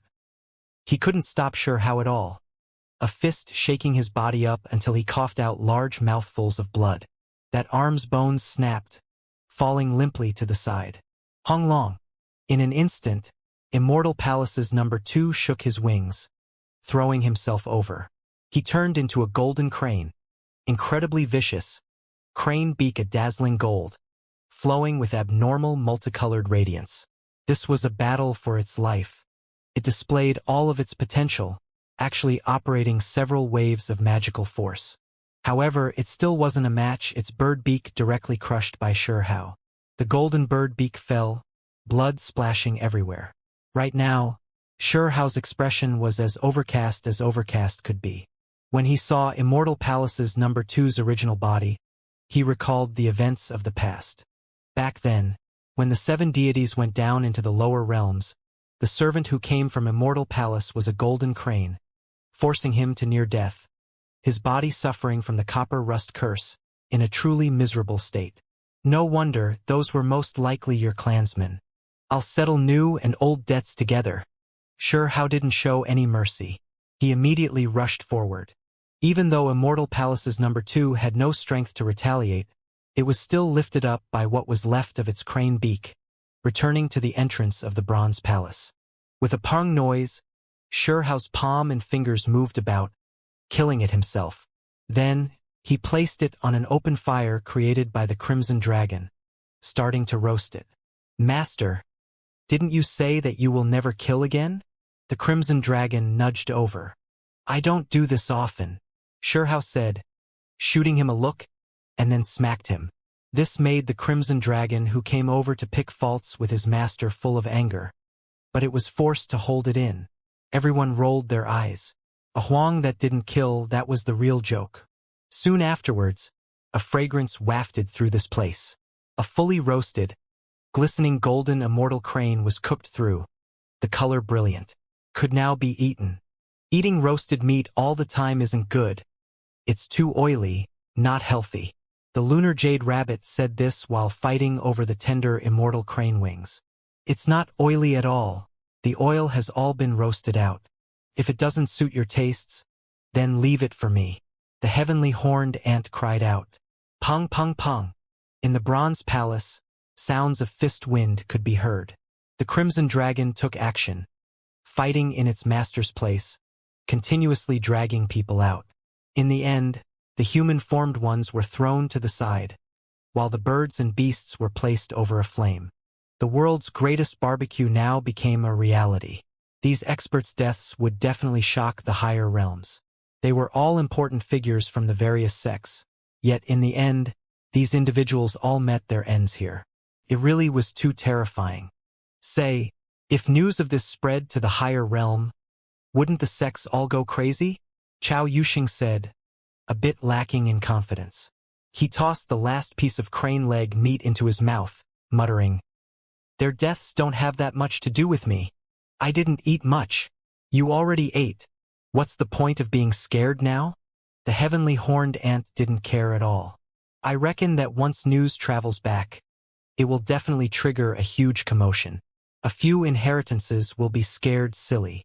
Qing said seriously. This was indeed a big deal. In the end, all of them were roasted by Hao, not a single one left behind, all of them dying here. Among them, there was Immortal Palace's number 2, Heavenly Country's vice sect master, True Ho Bloodline's great cultivator, as well as experts from Wang and Jin family, all of them powerful existences.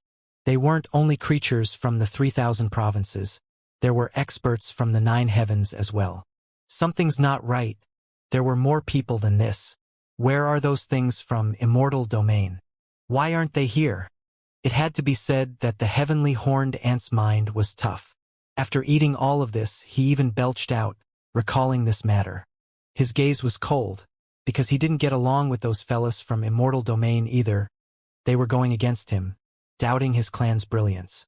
These he could still accept, but what was hardest for him to accept were those who doubted his father's accomplishments and past fighting strength. Forget it, where it is possible, we should let people off. Revenge breeds revenge. Will there ever be an end to it?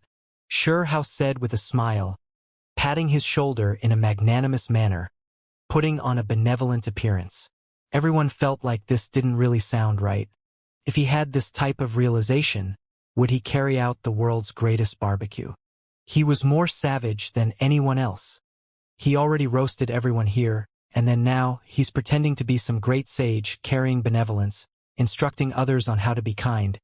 This was strange no matter how they looked at it, wasn't right at all. A fella like you, even if you left home to become a monk, you would be a great demonic monk. This was Princess Yao Yu's evaluation. Hey, Princess, I heard that recently, your long-life Imperial Courts clansmen were looking for Dao companions. Did you find any to your liking? Hao retaliated, provoking this white-clothed goddess. Like it has anything to do with you. Princess Yao Yu was stirred up after all. Or else the normally gentle and graceful her definitely wouldn't be this wild. Aren't I giving pointers out of good intentions? This world is so great, yet there is no place you can call home. If there really is no choice, then I guess I'll have to reluctantly accept you, free you from this worry. Hao said with a smile. Get out of my sight. When faced with this provocation, Princess Yao Yu's eyes carried killing intent. Don't misunderstand. I only wanted to take you in because I was lacking some maids. After all, I'm already half crippled. If I don't have some clever girls to take care of me, it really will be hard. Hao said. Everyone opened their mouths, but they couldn't say anything. This fella really knew how to infuriate people. The Crimson Dragon now admired its master a bit. In just a few sentences, he drove that white-clothed princess to near madness, her gaze terrifying, really wanting to just devour him whole. This bronze palace isn't bad. I'll keep it. Hao put away the bronze palace, reckoning that he could use it a few more times. After all, This Immortal Palace's #2 didn't truly display the power of this imitated good. Unfortunately, this was a consumable item, not the true Immortal Dao treasure. Half a day later, Shurhao saw his old friends off. Bird Grandpa and Coin Elder released them from this swamp. Is there really no way to preserve your cultivation? Only half a month of time left, Yuchan asked. Everyone looked over towards Shurhao, wishing to obtain an answer. It's true, my cultivation is just temporarily not lost, only half a month or so left. But this is already defying the heavens. When I reach the end of the path, there's not much I can do, Shurhao said.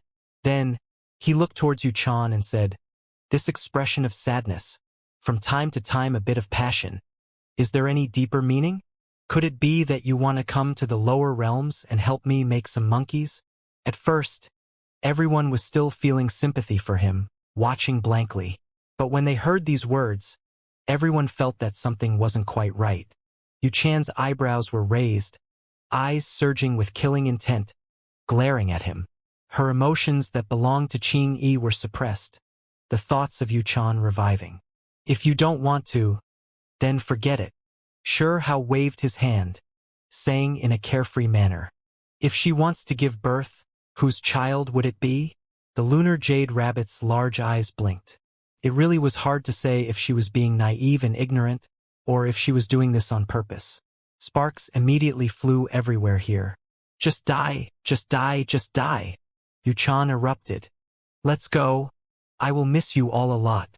When I grow old, whenever I reminisce about the past, I will remember that someone from my stone clan also became unmatched under the heavens, fighting until the higher realms people were defeated, no one daring to contend against him.